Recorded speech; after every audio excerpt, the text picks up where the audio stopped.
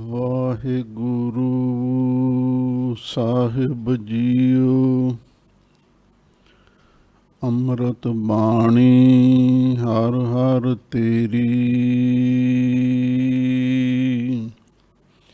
ਸੁਣ ਸੁਣ ਹੋਵੇ ਪਰਮ ਗਤ ਮੇਰੀ। ਜਲਨ ਬੁਝੀ ਸੀਤਲ ਹੋਏ ਮਨੁਆ, ਸਤਿਗੁਰ ਕਾ ਦਰਸ਼ਨ ਪਾਏ ਜੀਉ। ਬੇਸ਼ੁਮਾਰ ਅਥਾਹ ਅਗਾਨਤ ਅਤੁਲ,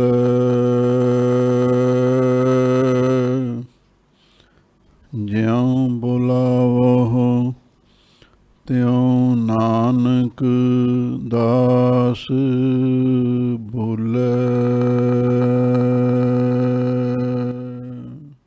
ਸਤਨਾਮ ਸ੍ਰੀ ਵਾਹਿਗੁਰੂ ਸਾਹਿਬ ਜੀਓ। ਨਾਲ ਕਿਰਾੜਾ ਦੋਸਤੀ ਕੂੜੈ ਕੂੜੀ ਪਾਏ, ਮਾਰਨ ਨਾ ਜਾਪੈ ਮੂਲਿਆ ਆਵੈ ਕਿਤੈ ਥਾਏ। ਗਿਆਨਹੀਨੰ ਅਗਿਆਨ ਪੂਜਾ, ਅੰਧ ਵਰਤਾਰਾ ਭਾਉ ਦੂਜਾ। ਗੁਰ ਬਿਨ ਗਿਆਨ ਧਰਮ ਬਿਨ ਧਿਆਨ, ਸੱਚ ਬਿਨ ਸਾਖੀ ਮੂਲੋ ਨਾ ਬਾਕੀ। ਨਾਲ ਕਿਰਾੜਾ ਦੋਸਤੀ ਕੂੜੈ ਕੂੜੀ ਪਾਏ। ਵਾਹਿਗੁਰੂ ਜੀ ਕਾ ਖਾਲਸਾ, ਵਾਹਿਗੁਰੂ ਜੀ ਕੀ ਫਤਿਹ। ਪਰਮ ਸਨਮਾਨਯੋਗ ਗੁਰੂ ਖਾਲਸਾ ਸਤ ਸੰਗਤ ਜੀਓ, ਆਪ ਸੰਗਤਾਂ ਵਡਭਾਗੀ ਹੋ। ਸਤਿਗੁਰੂ ਦੀ ਅੰਮ੍ਰਿਤਮਈ ਬਾਣੀ ਦੀ ਲੜੀਵਾਰ ਕਥਾ ਵਿਚਾਰ ਸਰਵਣ ਕਰ ਰਹੇ ਹੋ। ਸ਼ਲੋਕ 12 ਤੇ ਵਧੇਕ ਉਹ ਸ਼ਲੋਕ ਜੋ 12 ਦੇ ਵਿੱਚ ਲਿਖਣ ਤੋਂ ਵੱਧ ਗਏ ਸਨ, ਉਹ ਸ਼ਲੋਕ ਗੁਰੂ ਅਰਜਨ ਦੇਵ ਮਹਾਰਾਜ ਨੇ ਇਸ ਥਾਂ 'ਤੇ ਲਿਖਵਾਏ ਹਨ। ਸਾਡੇ ਸਿੱਖਾਂ ਦੇ ਪ੍ਰਥਮ ਗੁਰੂ ਜਾਹਰ ਪੀਰ ਜਗਤ ਗੁਰ ਬਾਬਾ ਧੰਨ ਧੰਨ ਸ਼੍ਰੀ ਗੁਰੂ ਨਾਨਕ ਦੇਵ ਮਹਾਰਾਜ ਦੇ ਪਾਵਨ ਸ਼ਲੋਕਾਂ ਦੀ ਕਥਾ ਪ੍ਰਾਰੰਭ ਹੈ। 20 ਸ਼ਲੋਕਾਂ ਦੀ ਕਥਾ ਆਪ ਸੰਗਤਾਂ ਸਰਵਣ ਕਰ ਚੁੱਕੇ ਹੋ। ਅਗਲੇ ਸ਼ਲੋਕਾਂ ਦੀ ਕਥਾ ਵਿਚਾਰ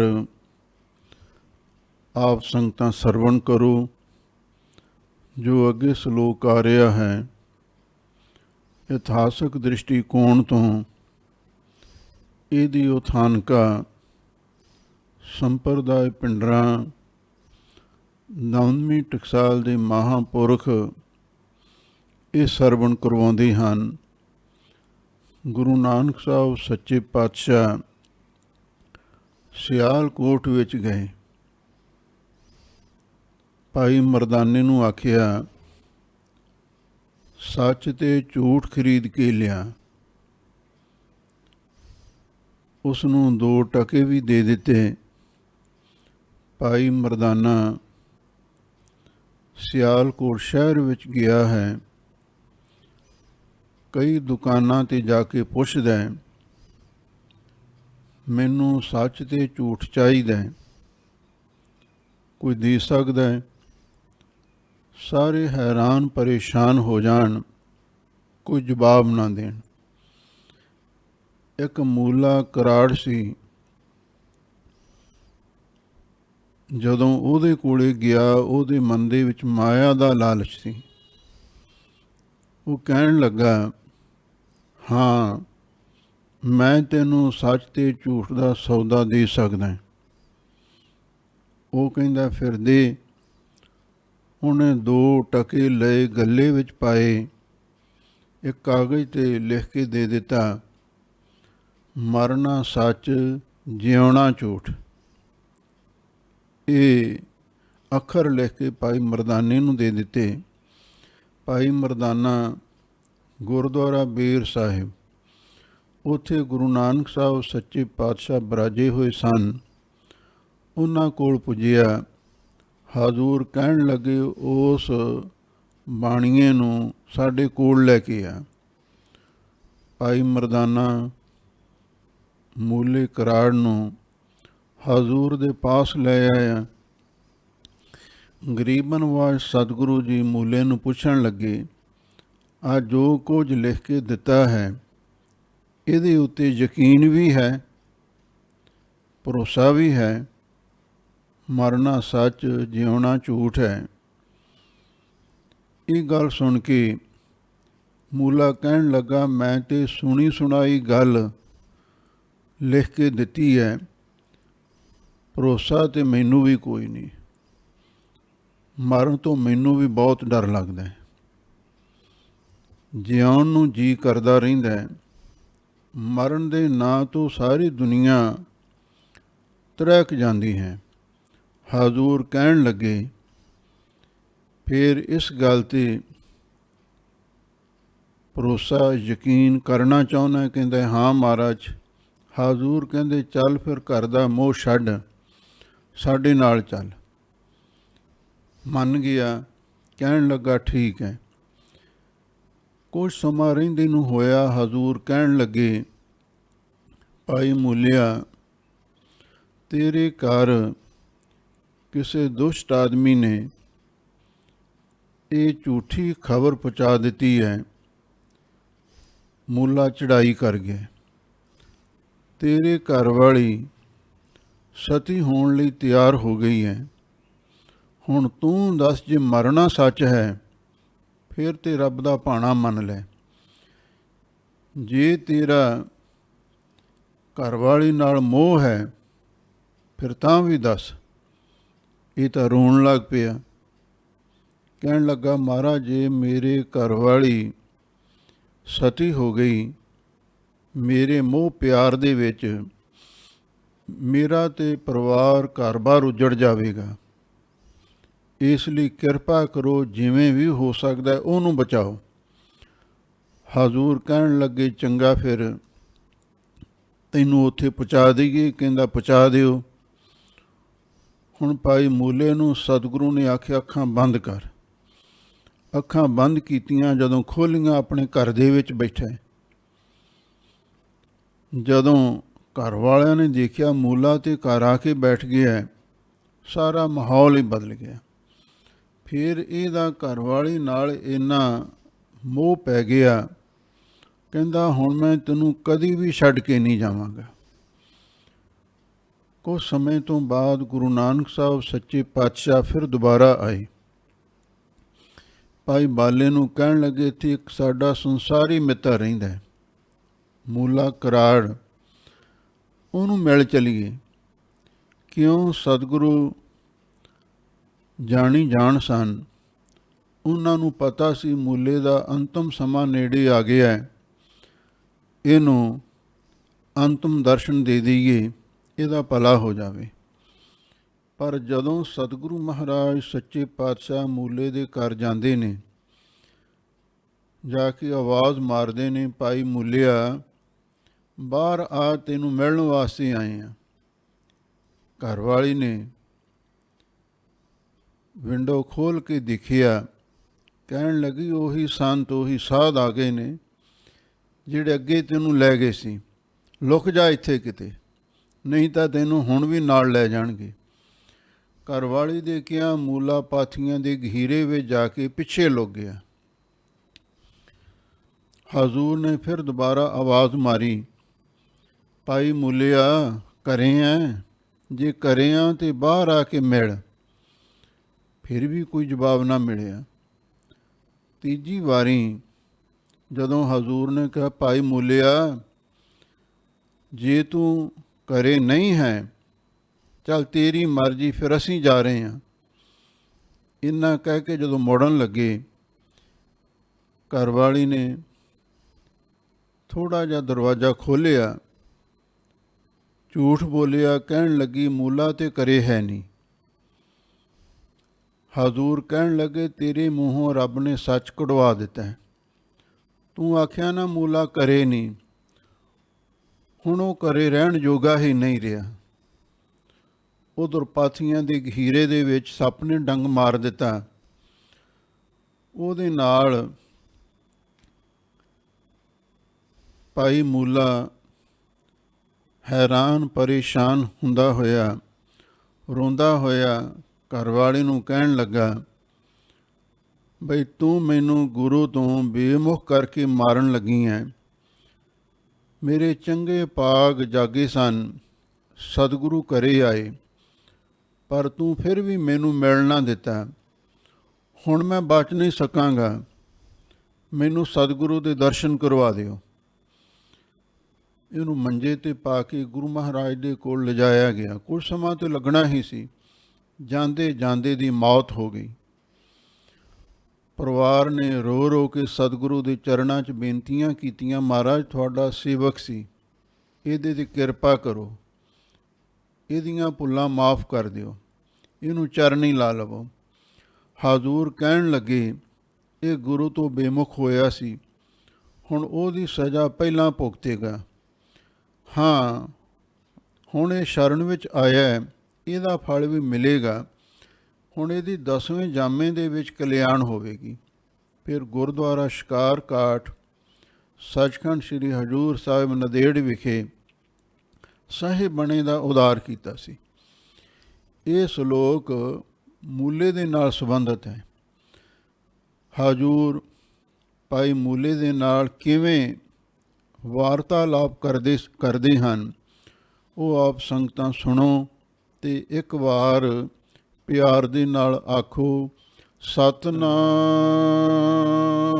ਸ੍ਰੀ ਵਾਹਿਗੁਰੂ ਸਾਹਿਬ ਜੀਓ। ਨਾਲ ਕਿਰਾੜਾਂ ਦੋਸਤੀ, ਕੂੜੈ ਕੂੜੀ ਪਾਏ। ਗਰੀਬਨਵਾਜ ਸਤਿਗੁਰੂ ਜੀ ਕਹਿੰਦੇ, ਜਿਹੜੇ ਕਰਾੜ ਲੋਕ ਨੇ, ਬਾਣੀਏ ਲੋਕ ਨੇ, ਇਹ ਮਾਇਆ ਦੇ ਪੁਜਾਰੀ ਨੇ। ਇਹਨਾਂ ਨਾਲ ਦੋਸਤੀ ਪਾਉਣ ਦਾ ਕੋਈ ਫਾਇਦਾ ਨਹੀਂ ਹੈ। ਕੂੜਾ ਕੂੜੀ ਪਾਏ, ਜਿਹੜੇ ਝੂਠੀ ਮਾਇਆ ਦੇ ਮੋਹ ਦੇ ਵਿੱਚ ਫਸੇ ਹੋਏ ਨੇ, ਇਹ ਕਿਸੇ ਨਾਲ ਸੱਚੀ ਦੋਸਤੀ ਨਹੀਂ ਨਿਭਾ ਸਕਦੇ। ਝੂਠਿਆਂ ਦੀ ਝੂਠੀ ਹੀ ਪਾਈ ਬੁਨਿਆਦ ਹੁੰਦੀ ਹੈ। ਇਹਨਾਂ ਝੂਠਿਆਂ ਦੀ ਝੂਠੀ ਬੁਨਿਆਦ ਹੈ। ਜਿਹੜੇ ਮਾਇਆ ਦੇ ਪੁਜਾਰੀ ਨੇ, ਮਾਇਆ ਦੇ ਲੋੜਕੂ ਨੇ, ਮਾਇਆ ਦੇ ਚੇਲੇ ਨੇ, ਉਹਨਾਂ ਦੇ ਨਾਲ ਦੋਸਤੀ ਕਦੇ ਵੀ ਪੂਰੀ ਨਹੀਂ ਨਿਭ ਸਕਦੀ। ਉਹਨਾਂ ਝੂਠਿਆਂ ਦੀ ਝੂਠੀ ਹੀ ਦੋਸਤੀ ਦੀ ਬੁਨਿਆਦ ਹੁੰਦੀ ਹੈ।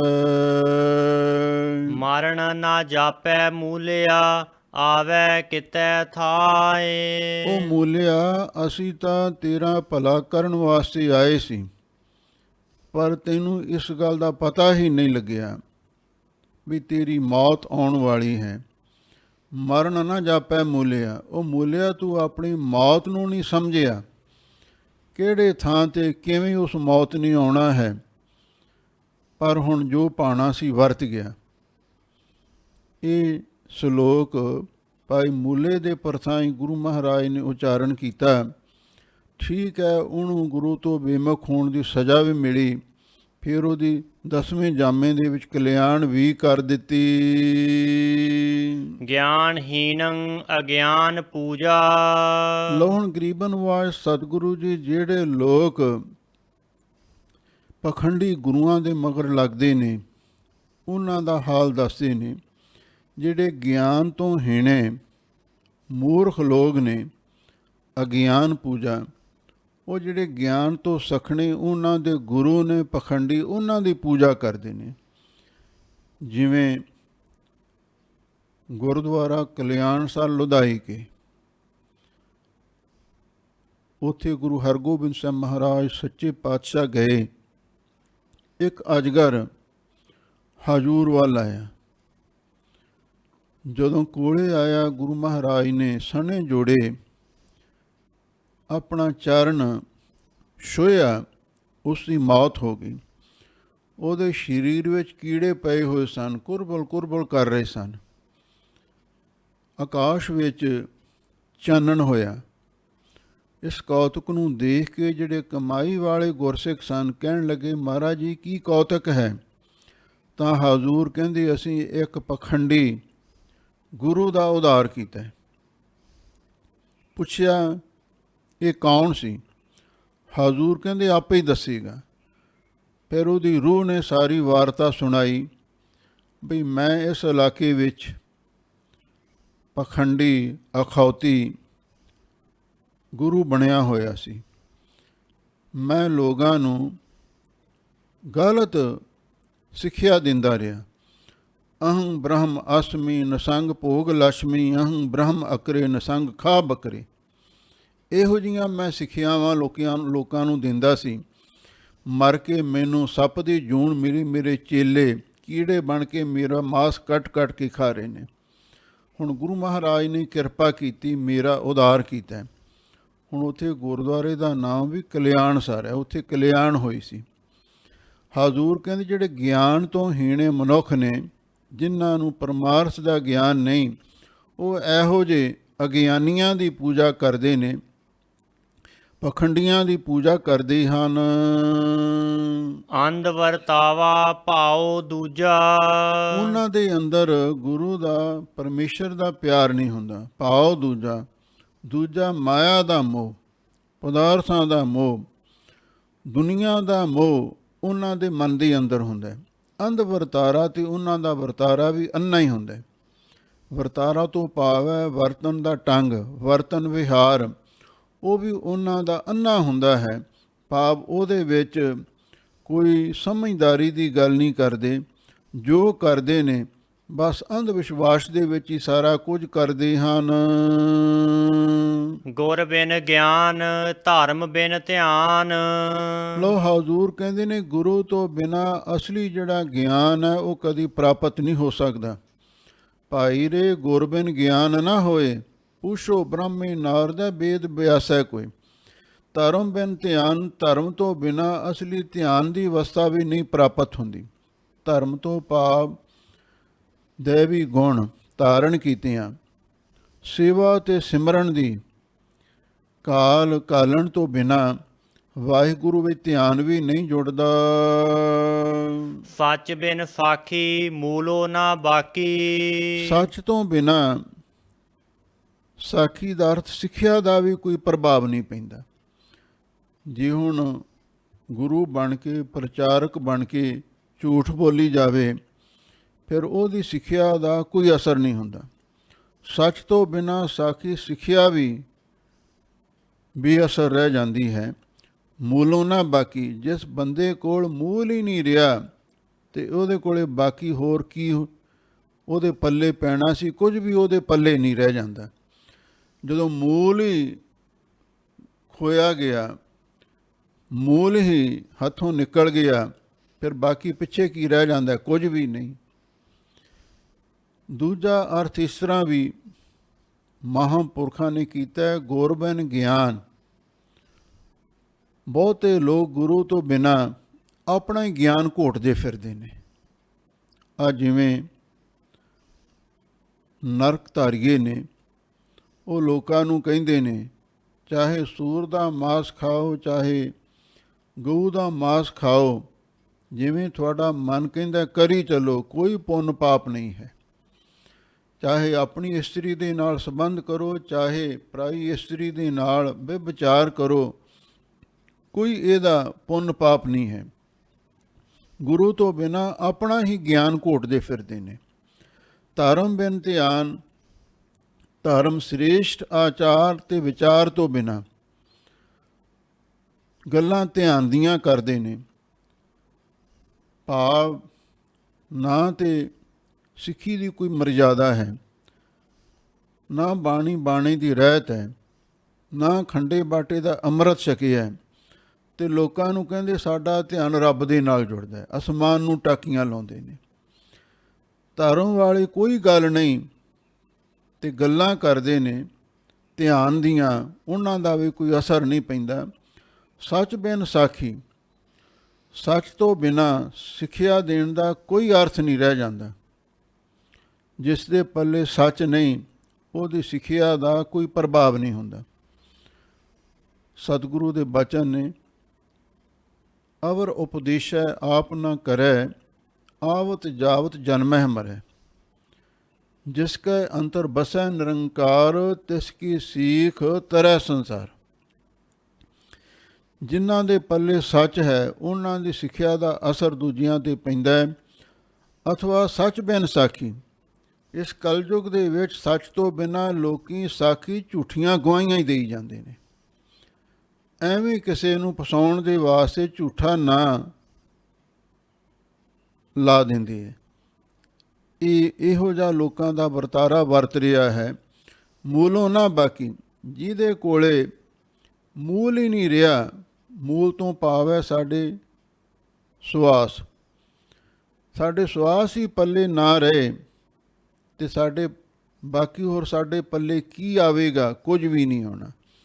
ਸਾਡੇ ਪੱਲੇ ਕੱਖ ਨਹੀਂ ਰਹਿਣਾ।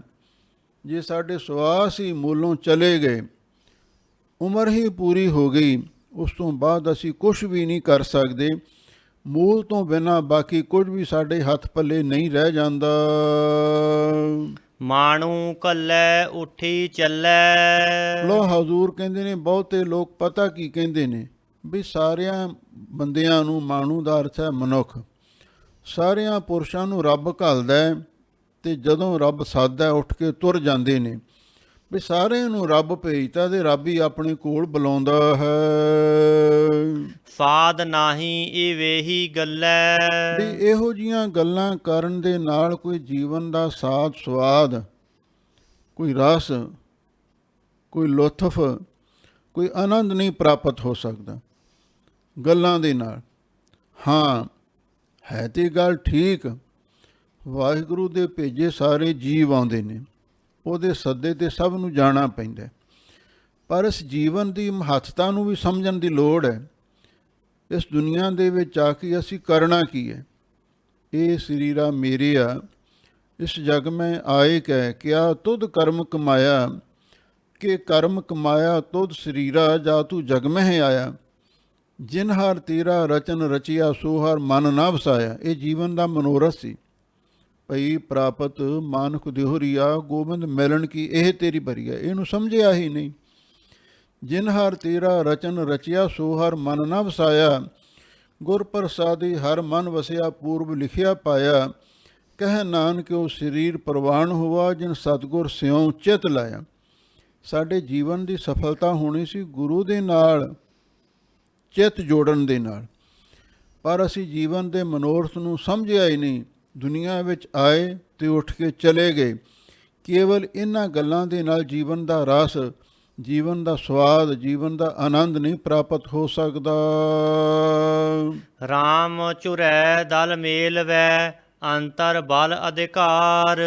ਹੁਣ ਅੱਗੇ ਜਿਹੜੇ ਸ਼ਲੋਕ ਆ ਰਹੇ ਨੇ, ਇਹਨਾਂ ਦੇ ਵਿੱਚ ਗੁਰੂ ਨਾਨਕ ਸਾਹਿਬ ਸੱਚੇ ਪਾਤਸ਼ਾਹ ਨੇ ਤ੍ਰੇਤੇ ਦਾ, ਵਿਸ਼ਨੂੰ ਦਾ ਅਵਤਾਰ ਰਾਮਚੰਦਰ ਹੋਇਆ। ਕਈ ਲੋਕ ਉਸ ਨੂੰ ਮਰਜ਼ਾਦਾ ਪੁਰਸ਼ੋਤਮ ਅਵਤਾਰ ਕਹਿੰਦੇ ਨੇ ਤੇ ਕਈ ਲੋਕ ਉਸ ਨੂੰ ਰੱਬ ਦਾ ਦਰਜਾ ਵੀ ਦਿੰਦੇ ਨੇ, ਰਾਮ ਭਗਵਾਨ ਕਹਿੰਦੇ ਨੇ।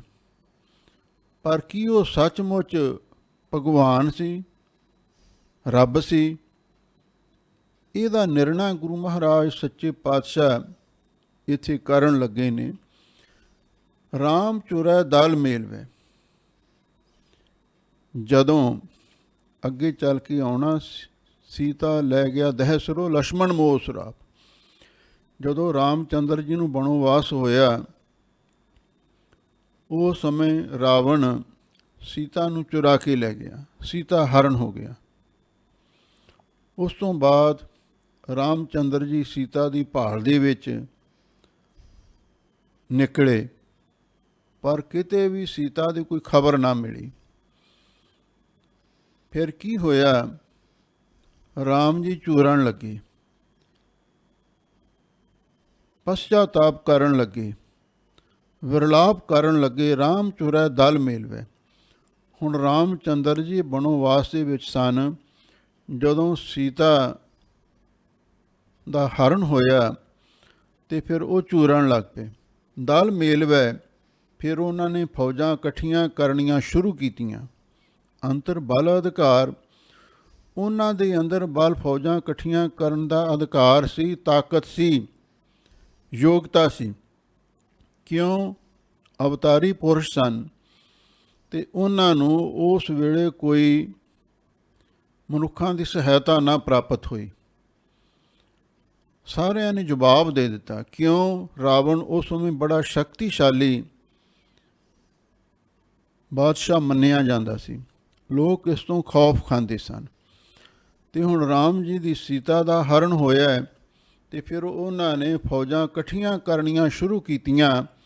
ਜਿਨ੍ਹਾਂ ਦੇ ਅੰਦਰ ਫੌਜਾਂ ਇਕੱਠੀਆਂ ਕਰਨ ਦਾ ਅਧਿਕਾਰ ਸੀ, ਤਾਕਤ ਸੀ, ਯੋਗਤਾ ਸੀ। ਬੰਤਰ ਕੀ ਸੈਨਾ ਸੇਵੀਐ, ਮਨ ਤਨ ਜੁਝ ਅਪਾਰ।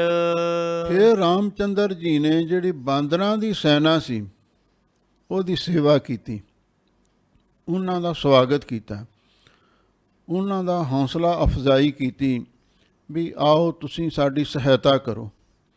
ਮਨ ਤਨ ਜੋਝੇ ਅਪਾਰ, ਉਹਨਾਂ ਦੇ ਮਨ ਤੇ ਤਨ ਦੇ ਵਿੱਚ ਜੰਗ ਕਰਨ ਦਾ, ਜੂਝਣ ਦਾ ਬਹੁਤ ਜੋਸ਼ ਸੀ। ਹਨੂਮਾਨ ਬਾਂਦਰ ਸੈਨਾ ਦਾ ਜਰਨੈਲ ਸੀ ਅਤੇ ਉਹ ਰਾਮ ਜੀ ਦਾ ਭਗਤ ਬਣਿਆ। ਫਿਰ ਬਾਂਦਰਾਂ ਦੀ ਸੈਨਾ ਰਾਹੀਂ ਰਾਮਚੰਦਰ ਜੀ ਦੀ ਸੇਵਾ ਹੋਣ ਲੱਗੀ ਅਤੇ ਸਾਰੇ ਬਾਂਦਰਾਂ ਦੇ ਮਨ ਦੇ ਵਿੱਚ ਰਾਵਣ ਦੇ ਨਾਲ ਯੁੱਧ ਕਰਨ ਦਾ, ਮਨ ਤੇ ਤਨ ਦੇ ਵਿੱਚ ਬਹੁਤਾ ਜੋਸ਼ ਤੇ ਬਹੁਤਾ ਉਤਸ਼ਾਹ ਸੀ। ਸੀਤਾ ਲੈ ਗਿਆ ਦਹਿ ਸਿਰੋ, ਲਛਮਣ ਮੂਇਓ ਸਰਾਪ। ਲੋ ਗੁਰੂ ਨਾਨਕ ਸਾਹਿਬ ਸੱਚੇ ਪਾਤਸ਼ਾਹ ਕਹਿੰਦੇ ਨੇ ਵੀ ਸੀਤਾ ਨੂੰ ਤੇ ਦਹਿਸ ਰਾਵਣ ਲੈ ਗਿਆ ਚੁਰਾ ਕੇ। ਉਸ ਵੇਲੇ ਰਾਮਚੰਦਰ ਜੀ ਨੇ ਫਿਰ ਬਾਂਦਰ ਸੈਨਾ ਦੀ ਸਹਾਇਤਾ ਪ੍ਰਾਪਤ ਕੀਤੀ। ਲਛਮਣ ਮੂੰਹ ਸਰਾਪ, ਅਤੇ ਜਿਹੜਾ ਲਛਮਣ ਸੀ ਉਹ ਸਰਾਪ ਦੇ ਨਾਲ ਮਰ ਗਿਆ। ਉਹ ਸਰਾਪ ਕਿਵੇਂ ਹੋਇਆ? ਇੱਕ ਵਾਰੀ ਕਿਸੇ ਰਾਜੇ ਨੇ ਸਵੰਬਰ ਰਚਿਆ ਅਤੇ ਜਦੋਂ ਰਾਜੇ ਦੀ ਲੜਕੀ ਦੀ ਰੇਖਾ ਨੂੰ ਜੋਤਸ਼ੀਆਂ ਨੇ ਪੜ੍ਹਿਆ, ਉਹਦੇ ਵਿੱਚ ਲਿਖਿਆ ਹੋਇਆ ਸੀ ਵੀ ਇਸ ਦਾ ਵਿਸ਼ਨੂੰ ਜੀ ਦੇ ਨਾਲ ਵਿਆਹ ਹੋਵੇਗਾ। ਨਾਰਦ ਮੁਨੀ ਵਿਸ਼ਨੂੰ ਜੀ ਦਾ ਭਗਤ ਸੀ।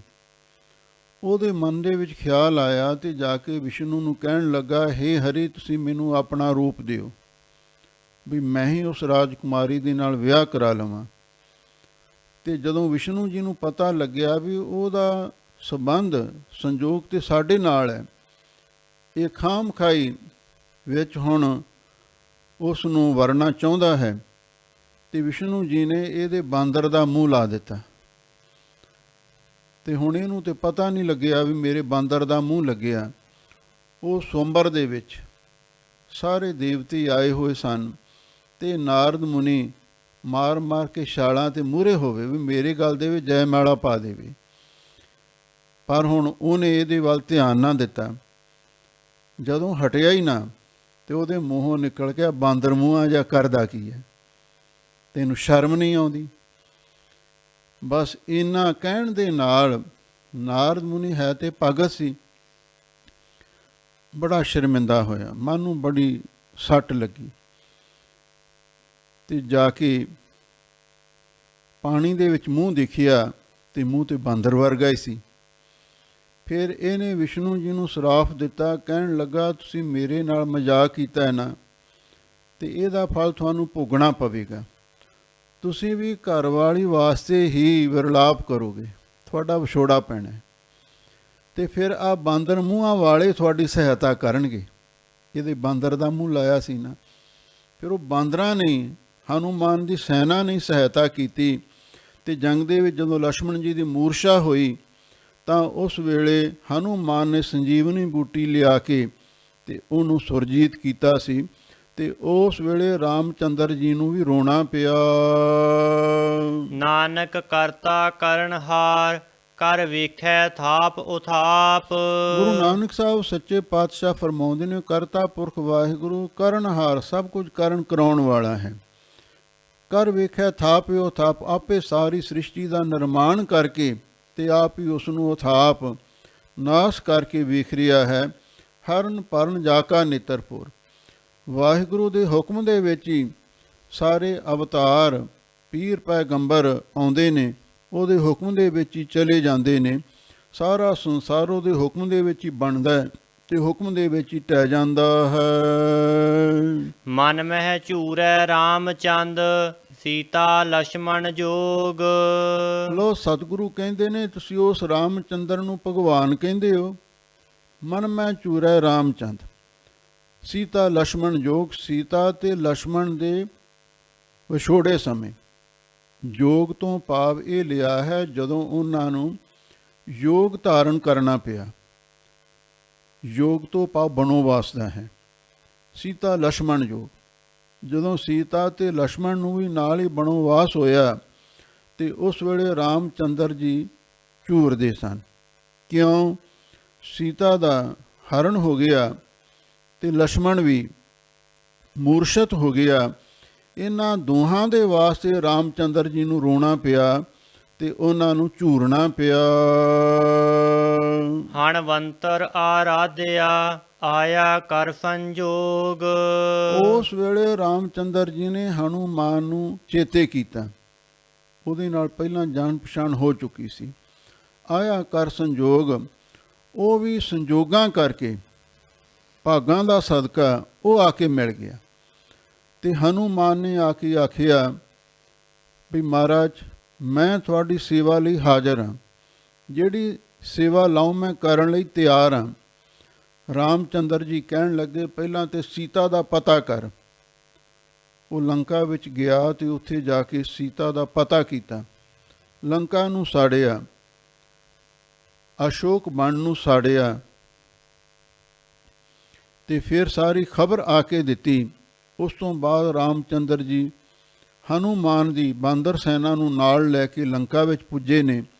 ਉੱਥੇ ਜੰਗ ਕਰਕੇ ਰਾਵਣ ਨੂੰ ਮੌਤ ਦੇ ਘਾਟ ਉਤਾਰਿਆ ਤੇ ਸੀਤਾ ਨੂੰ ਵਾਪਸ ਲੈ ਕੇ ਆਏ ਸਨ। ਉਸ ਘਟਨਾ ਵੱਲ ਇਹ ਇਸ਼ਾਰਾ ਹੈ।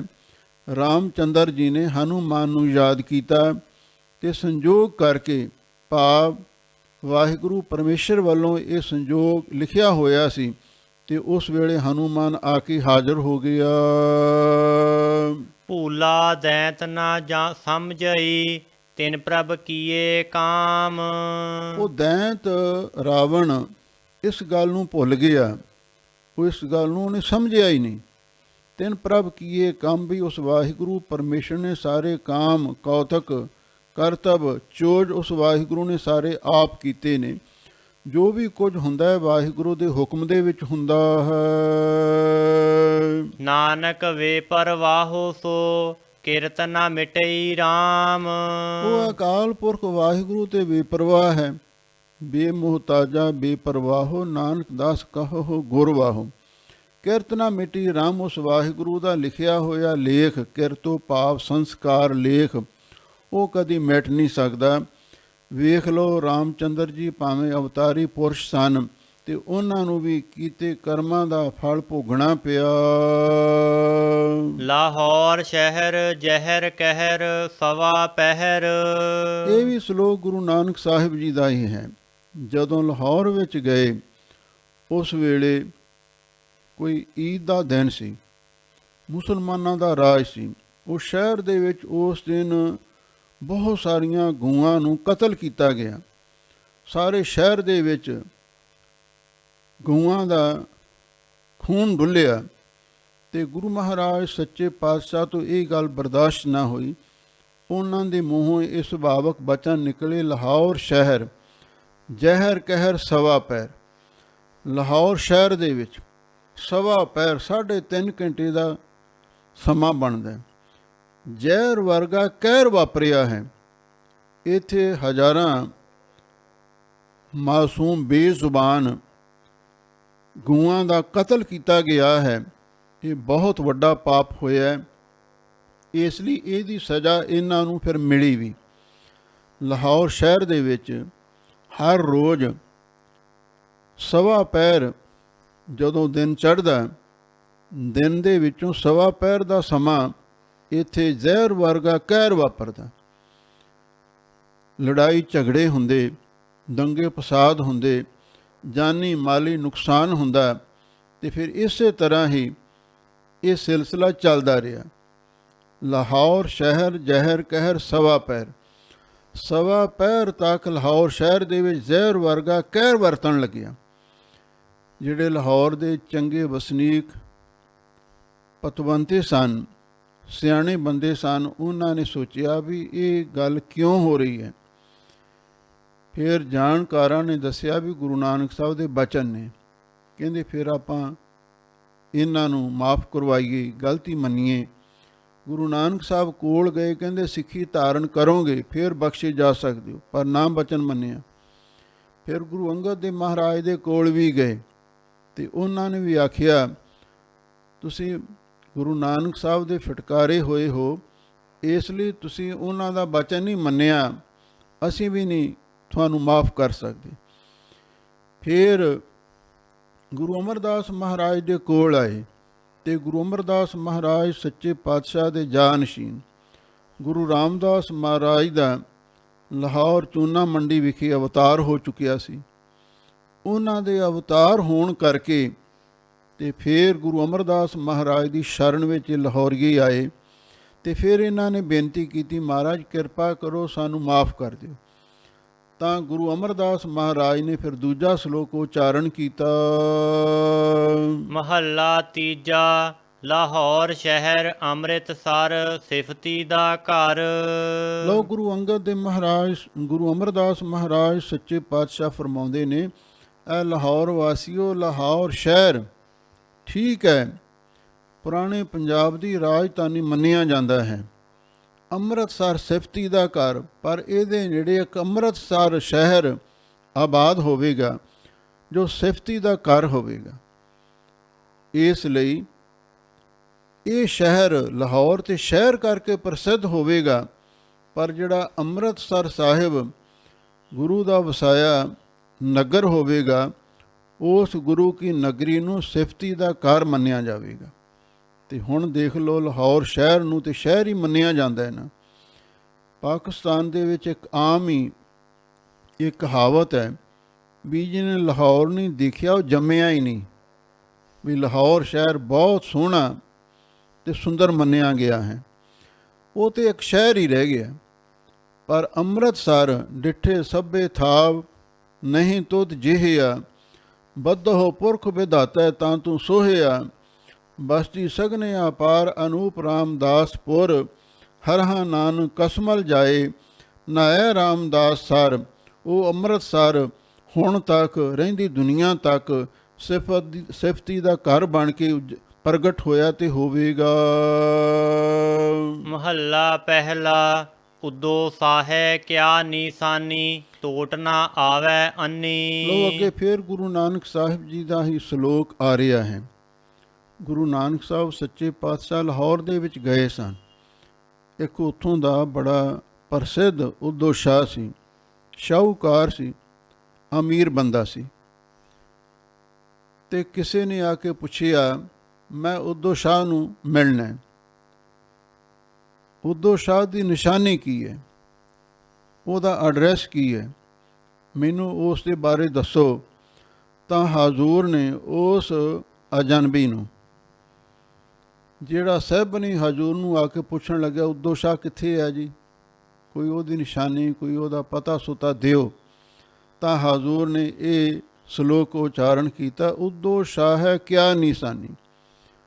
ਉਸ ਰਾਹੀ ਨੇ ਪੁੱਛਿਆ, ਉਦੋ ਸ਼ਾਹ ਦੀ ਨਿਸ਼ਾਨੀ ਕੀ ਹੈ। ਤਾਂ ਹਾਜ਼ੂਰ ਕਹਿੰਦੇ, ਉਹਦੀ ਨਿਸ਼ਾਨੀ ਇਹ ਹੈ, ਤੋਟ ਨਾ ਆਵੇ ਅੰਨੀ, ਉਹਦੇ ਘਰੇ ਅੰਨ ਪਾਣੀ ਦੀ ਕਦੇ ਤੋਟ ਨਹੀਂ ਆਉਂਦੀ। ਅੰਨ ਤੁਹਾਨੂੰ ਨੂੰ ਰੱਬ ਨੇ ਬਹੁਤ ਦਿੱਤਾ ਹੋਇਆ, ਉਹਦਾ ਪਰਿਵਾਰ ਵੀ ਬਹੁਤ ਵੱਡਾ ਹੈ, ਅਤੇ ਉਹਦੇ ਘਰੇ ਕਦੇ ਵੀ ਅੰਨ ਮੁੱਕਦਾ ਨਹੀਂ ਹੈ। ਉਦੋ ਸੀ ਘਰੇ ਹੀ ਵੁੱਠੀ, ਕੂੜੀ ਰੰਨੀ ਧੰਮੀ। ਰੰਨੀ ਧੰਮੀ, ਉਦੋ ਸੀ ਘਰੇ ਹੀ ਵੁੱਠੀ। ਉਦੋਂ ਸ਼ਾਹ ਦੇ ਸੀ ਘਰ ਵਾਲੀਆਂ, ਇਹਨੇ 7 ਵਿਆਹ ਕਰਵਾਏ ਸਨ। ਉਦੋਂ ਸ਼ਾਹ ਦੀਆਂ ਸੀ ਜਿਹੜੀਆਂ 7 ਘਰ ਵਾਲੀਆਂ ਨੇ, ਘਰੇ ਹੀ ਬੁੱਠੀ, ਸਾਰੀਆਂ ਇੱਕੋ ਹੀ ਘਰ ਦੇ ਵਿੱਚ ਰਹਿੰਦੀਆਂ ਨੇ। ਇਹਨੇ ਕੋਈ ਵੱਡੀ ਹਵੇਲੀ ਬਣਾਈ ਹੋਣੀ ਹੈ। ਉਦੋਂ ਸ਼ਾਹ ਦੇ ਘਰ ਵਾਲੀਆਂ, ਜਿਹੜਾ ਸੀ ਸ਼ਬਦ ਹੈ ਨਾ, ਇਸਤਰੀ ਦਾ ਵਾਚਕ ਹੈ। ਜਿਵੇਂ ਹੋਰ ਥਾਂ 'ਤੇ ਵੀ ਗੁਰਬਾਣੀ ਵਿੱਚ ਆਇਆ, ਜਦੋਂ ਸੀਆਂ ਵਿਆਹੀਆਂ, ਸੀਆ ਸ਼ਬਦ ਹੈ। ਸੀ ਦਾ ਅਰਥ ਇਸਤਰੀਆਂ। ਉਦੋਂ ਸ਼ਾਹ ਦੀਆਂ ਇਸਤਰੀਆਂ ਇਸ ਦੇ ਘਰ ਦੇ ਵਿੱਚ ਰਹਿੰਦੀਆਂ ਨੇ, ਕੁੜੀ ਰੰਨੀ ਤੰਮੀ। ਅਤੇ ਜਿਹੜੀਆਂ ਅੱਗੇ ਇਸ ਦੀਆਂ ਕੁੜੀਆਂ ਨੇ, ਇਹਦੇ ਘਰੇ ਸ਼ਾਇਦ ਹੋ ਸਕਦਾ ਹੈ ਕੋਈ ਪੁੱਤਰ ਨਾ ਹੋਇਆ ਹੋਵੇ, ਲੜਕੀਆਂ ਜੰਮੀਆਂ ਹੋਣ, ਅਤੇ ਉਹਨਾਂ ਦਾ ਜ਼ਿਕਰ ਗੁਰੂ ਮਹਾਰਾਜ ਨੇ ਕਰ ਦਿੱਤਾ ਵੀ ਇਸ ਦੇ ਇਹਨੇ 7 ਵਿਆਹ ਕਰਵਾਏ। ਸਾਰੀਆਂ ਘਰ ਵਾਲੀਆਂ ਇੱਕੋ ਘਰ ਦੇ ਵਿੱਚ ਹੀ ਵਸਦੀਆਂ ਨੇ, ਅਤੇ ਅੱਗੇ ਕੁੜੀਆਂ ਜੰਮੀਆਂ। ਉਹ ਰੰਨਾਂ ਦੀ ਧੁੰਮ ਮੱਚੀ ਰਹਿੰਦੀ ਹੈ, ਘਰ ਦੇ ਵਿੱਚ ਕੜਮੱਸ ਮੱਚਿਆ ਰਹਿੰਦਾ ਹੈ। ਇਸ ਘਰ ਦੇ ਵਿੱਚ ਲੜਾਈ ਝਗੜੇ ਹੀ ਹੁੰਦੇ ਰਹਿੰਦੇ ਹਨ। ਸੱਤੀ ਰੰਨੀ ਘਰੇ ਸਿਆਪਾ, ਰੋਵਨ ਕੂੜੀ ਕੰਮੀ। ਇਹ 7 ਰੰਨਾਂ ਨੇ ਉਦੋਂ ਸ਼ਾਹ ਦੀਆਂ, ਅਤੇ ਇਹਨਾਂ ਦੇ ਘਰੇ ਕੋਈ ਨਾ ਕੋਈ ਸਿਆਪਾ ਪਿਆ ਹੀ ਰਹਿੰਦਾ। ਕੋਈ ਜੰਮ ਪਿਆ, ਕੋਈ ਮਰ ਗਿਆ। ਰੋਵਨ ਕੂੜੀ ਕੰਮੀ, ਝੂਠੇ ਕੰਮਾਂ ਦੇ ਵਾਸਤੇ, ਦੁਨਿਆਵੀ ਕੰਮਾਂ ਦੇ ਵਾਸਤੇ ਹੀ ਸਾਰੇ ਰੋਂਦੇ ਫਿਰਦੇ ਨੇ ਕਿ ਉਦੋਂ ਸ਼ਾਹ, ਕਿ ਇਹਦੀਆਂ 7 ਘਰ ਵਾਲੀਆਂ, ਅਤੇ ਨਾਲ ਹੀ ਅੱਗੇ ਉਹਨਾਂ ਦੀਆਂ ਜਿਹੜੀਆਂ ਲੜਕੀਆਂ ਪੈਦਾ ਹੋਈਆਂ ਨੇ, ਉਹ ਸਾਰੀਆਂ ਝੂਠੇ ਕੰਮਾਂ ਵਾਸਤੇ ਹੀ ਰੋਂਦੀਆਂ ਫਿਰਦੀਆਂ ਹਨ। ਜੋ ਲੇਵੈ ਸੋ ਦੇਵੈ ਨਾਹੀ, ਖੱਟੇ ਦਮ ਸਹੰਮੀ। ਇਹਦੇ ਘਰ ਦੇ ਵਿੱਚ ਆਪੋ ਤਾਪੀ ਮੱਚੀ ਹੋਈ ਸੀ। ਹਜ਼ੂਰ ਉਹਦੀਆਂ ਨਿਸ਼ਾਨੀਆਂ ਦੱਸ ਰਹੇ ਨੇ। ਜੋ ਲੇਵੈ, ਜੋ ਕਿਸੇ ਕੋਲੋਂ ਕੋਈ ਚੀਜ਼ ਇੱਕ ਵਾਰੀ ਲੈ ਲੈਂਦਾ ਹੈ ਨਾ, ਸੋ ਦੇਵੈ ਨਾ ਹੀ ਮੁੜ ਕੇ ਵਾਪਸ ਨਹੀਂ ਕਰਦਾ, ਬਸ ਉਹਦੇ ਉੱਤੇ ਕਬਜ਼ਾ ਹੀ ਕਰ ਲੈਂਦਾ। ਖੱਟੇ ਦਮ ਸਹੰਮੀ, ਦਮ ਦਾ ਅਰਥ ਹੈ ਮਾਇਆ ਨੂੰ ਖੱਟਦੇ ਨੇ ਸਾਰੇ, ਅਤੇ ਸਹੰਮੀ ਨਾਲ ਦੁੱਖ ਵੀ ਸਹਾਰਦੇ ਨੇ।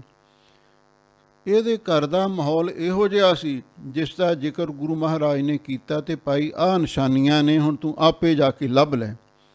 ਦੂਜਾ ਇਹਦਾ ਜਿਹੜਾ ਅੰਤਰੀ ਭਾਵ ਹੈ, ਅੰਤਰੀ ਅਰਥ ਮਹਾਂਪੁਰਖ ਇਹ ਕਰਦੇ ਹਨ।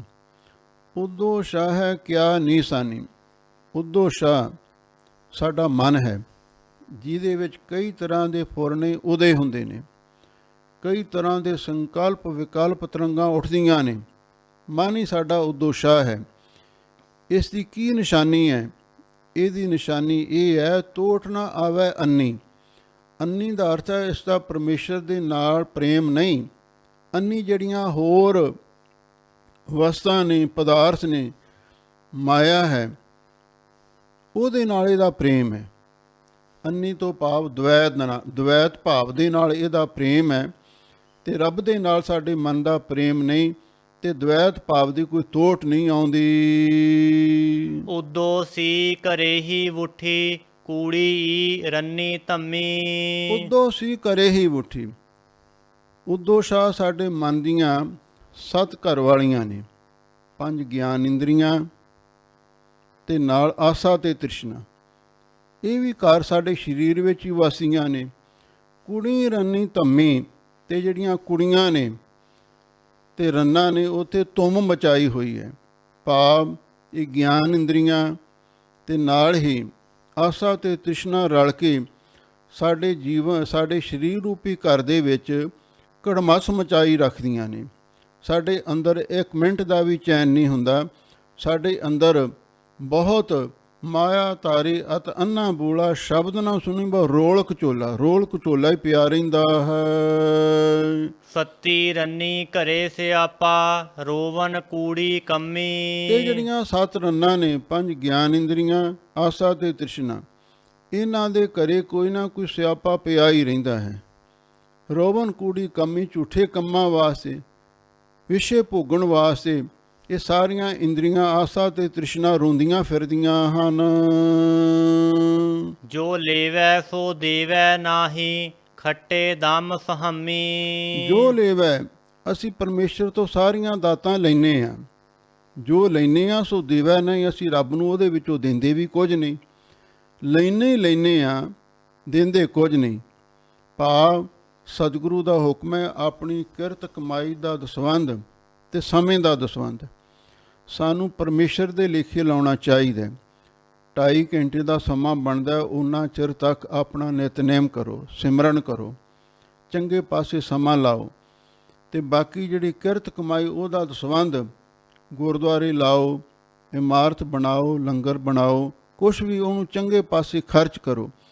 ਪਰ ਸਾਡਾ ਸੁਭਾਅ ਇਹ ਬਣਿਆ ਹੋਇਆ, ਜੋ ਰੱਬ ਦਿੰਦਾ ਲੈ ਲੈਂਦੇ ਹਾਂ, ਪਰ ਦਿੰਦੇ ਕੁਝ ਨਹੀਂ ਉਹਨੂੰ, ਉਹਦੇ ਉੱਤੇ ਕਬਜ਼ਾ ਕਰ ਲੈਂਦੇ ਹਾਂ। ਖੱਟੇ ਦਮ ਸਹਾਮੀ, ਅਸੀਂ ਮਾਇਆ ਨੂੰ ਖੱਟਦੇ ਤਾਂ ਹਾਂ ਅਤੇ ਨਾਲ ਸਹਾਮੀ ਦੁੱਖ ਵੀ ਸਹਾਰਦੇ ਹਾਂ। ਕਿਉਂ? ਸਿਆਣੇ ਪੁਰਸ਼ਾਂ ਨੇ ਆਖਿਆ ਹੈ, ਤਰਕਾਲ ਦਰਬ ਦੁੱਖ ਮੈਂ ਉਪਾਏ ਰਾਖ ਅੰਤ ਮੈਂ। ਤਨ ਤਿੰਨੇ ਕਾਲ ਹੀ ਦੁੱਖ ਦਿੰਦਾ ਹੈ। ਜਦੋਂ ਤਨ ਇਕੱਠਾ ਕਰਨਾ ਹੁੰਦਾ ਹੈ, ਉਸ ਵੇਲੇ ਵੀ ਸਰੀਰ ਨੂੰ ਕਸ਼ਟ ਦੇਣਾ ਪੈਂਦਾ, ਮਿਹਨਤ ਕਰਨੀ ਪੈਂਦੀ ਹੈ, ਮਜ਼ਦੂਰੀ ਕਰਨੀ ਪੈਂਦੀ ਹੈ, ਘਾਲਣੀ ਪੈਂਦੀ ਹੈ, ਜੱਫਰ ਜਾਲਣੇ ਪੈਂਦੇ ਨੇ। ਜਦੋਂ ਮਾਇਆ ਆ ਜਾਂਦੀ ਹੈ, ਫਿਰ ਉਹਦੀ ਸੰਭਾਲ ਕਰਨੀ, ਰੱਖਿਆ ਕਰਨ ਦਾ ਫਿਕਰ ਬਣਿਆ ਰਹਿੰਦਾ। ਜਿਸ ਗ੍ਰਹਿ ਬਹੁਤ ਤਿਸੈ ਗ੍ਰਹਿ ਚਿੰਤਾ, ਜਿਸ ਗ੍ਰਹਿ ਥੋੜ੍ਹੀ ਸੋ ਫਿਰੈ ਪਰਮੰਤ। ਅਤੇ ਜਦੋਂ ਮਾਇਆ ਜਾਂਦੀ ਹੈ, ਫਿਰ ਉਸ ਵੇਲੇ ਵੀ ਆਦਮੀ ਸਹਿਮ ਦੇ ਨਾਲ ਹੀ, ਹੌਂਕੇ ਦੇ ਨਾਲ ਹੀ ਡਿੱਗ ਪੈਂਦਾ। ਕਿਸੇ ਨੇ ਕਿਹਾ ਹੈ ਮਾਇਆ ਘੋੜੀ ਹੈ, ਜਦੋਂ ਆਉਂਦੀ ਹੈ ਛਾਤੀ ਵਿੱਚ ਦੁਲੱਤਾ ਮਾਰਦੀ ਹੈ। ਮਾਇਆ ਧਾਰੀ ਹੰਕਾਰੀ ਹੋ ਕੇ ਆਕੜ ਕੇ ਤੁਰਦਾ, ਅਤੇ ਜਦੋਂ ਮਾਇਆ ਜਾਂਦੀ ਹੈ ਲੱਕ ਵਿੱਚ ਦੁਲੱਤਾ ਮਾਰਦੀ ਹੈ, ਫਿਰ ਐਸਾ ਸਿੱਟਦੀ ਹੈ, ਲੱਕ ਤੋੜ ਦਿੰਦੀ ਹੈ, ਅਤੇ ਬਸ ਫੇਰ ਮੁੜ ਕੇ ਉੱਠਣ ਜੋਗਾ ਨਹੀਂ ਰਹਿੰਦਾ। ਇਹ ਮਾਇਆ ਦਾ ਸੁਭਾਅ ਹੈ। ਇਸੇ ਲਈ ਮਾਇਆ ਦੀ ਖੱਟੀ ਖੱਟਦੇ ਨੇ ਲੋਕ, ਅਤੇ ਨਾਲ ਦੁੱਖ ਵੀ ਸਹਾਰੀ ਜਾਂਦੇ ਹਨ। ਪੱਬਰ ਤੂੰ ਹਰਿਆਵਲਾ, ਕਵਲਾ ਕੰਚਨ ਵੰਨ। ਲਓ ਹੁਣ ਗੁਰੂ ਨਾਨਕ ਸਾਹਿਬ ਸੱਚੇ ਪਾਤਸ਼ਾਹ ਬਾਹਰ ਟਹਿਲਣ ਵਾਸਤੇ ਗਏ ਨੇ। ਇੱਕ ਬੜਾ ਸੁੰਦਰ ਤਲਾਅ ਸੀ, ਸਰੋਵਰ ਸੀ, ਉਹਦੇ ਵਿੱਚ ਕਮਲ ਦੇ ਫੁੱਲ ਖਿੜੇ ਹੋਏ ਸਨ, ਅਤੇ ਉਸੇ ਸਰੋਵਰ ਦੇ ਉੱਤੇ ਗੁਰੂ ਮਹਾਰਾਜ ਸੱਚੇ ਪਾਤਸ਼ਾਹ ਹਮੇਸ਼ਾ ਲਈ ਟਹਿਲਣ ਵਾਸਤੇ ਜਾਂਦੇ ਸਨ।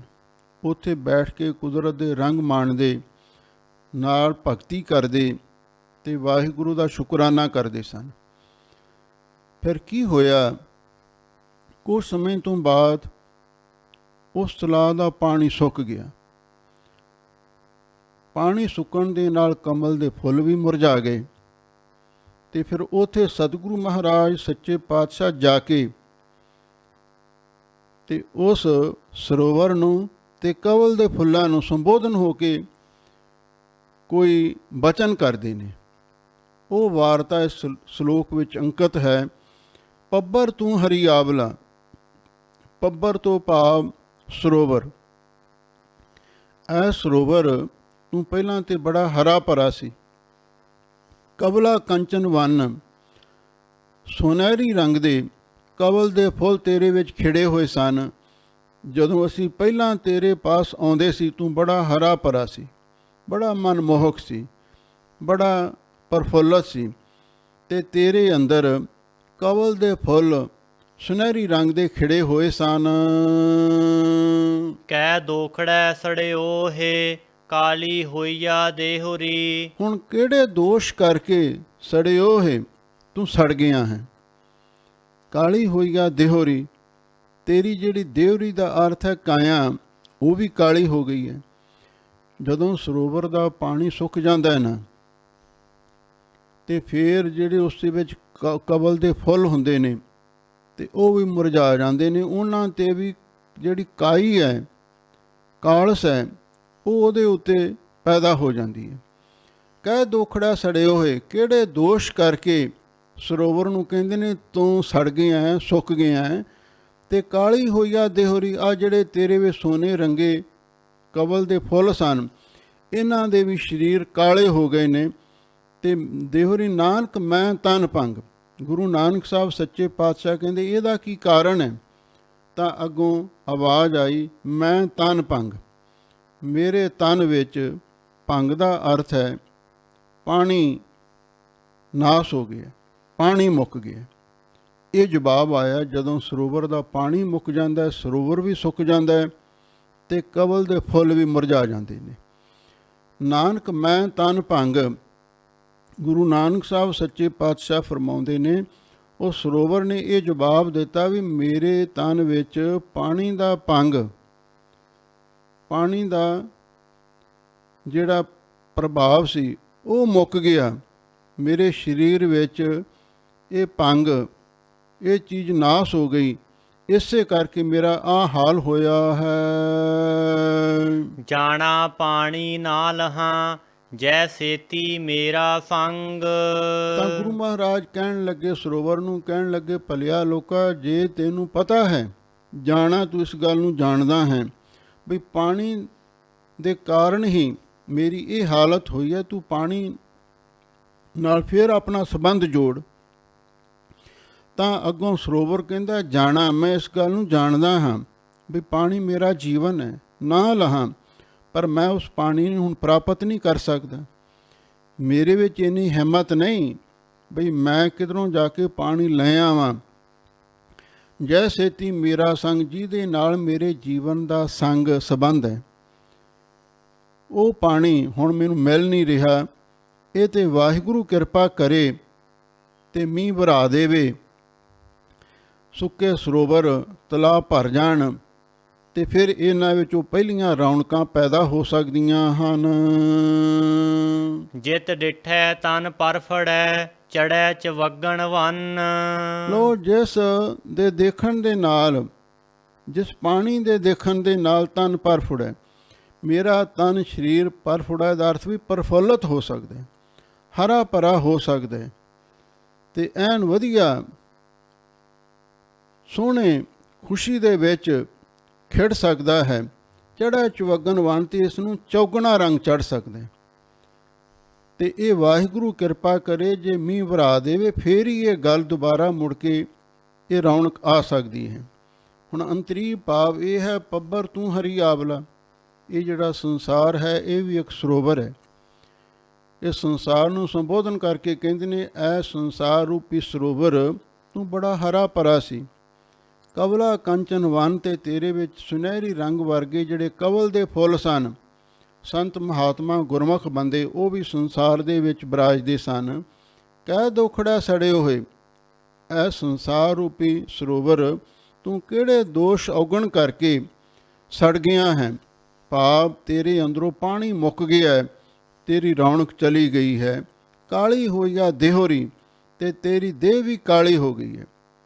ਤੇ ਭਾਵ ਜਿਹੜੇ ਰੱਬ ਦੇ ਪਿਆਰੇ ਨੇ, ਉਹ ਪਾਣੀ ਦੇ ਪ੍ਰੇਮ ਦੇ ਨਾਮ ਦੇ ਵਿਛੋੜੇ ਕਾਰਨ ਉਹਨਾਂ ਦੇ ਵੀ ਕਾਲੀ ਹੋਈ ਆ ਦੇਹੋਰੀ।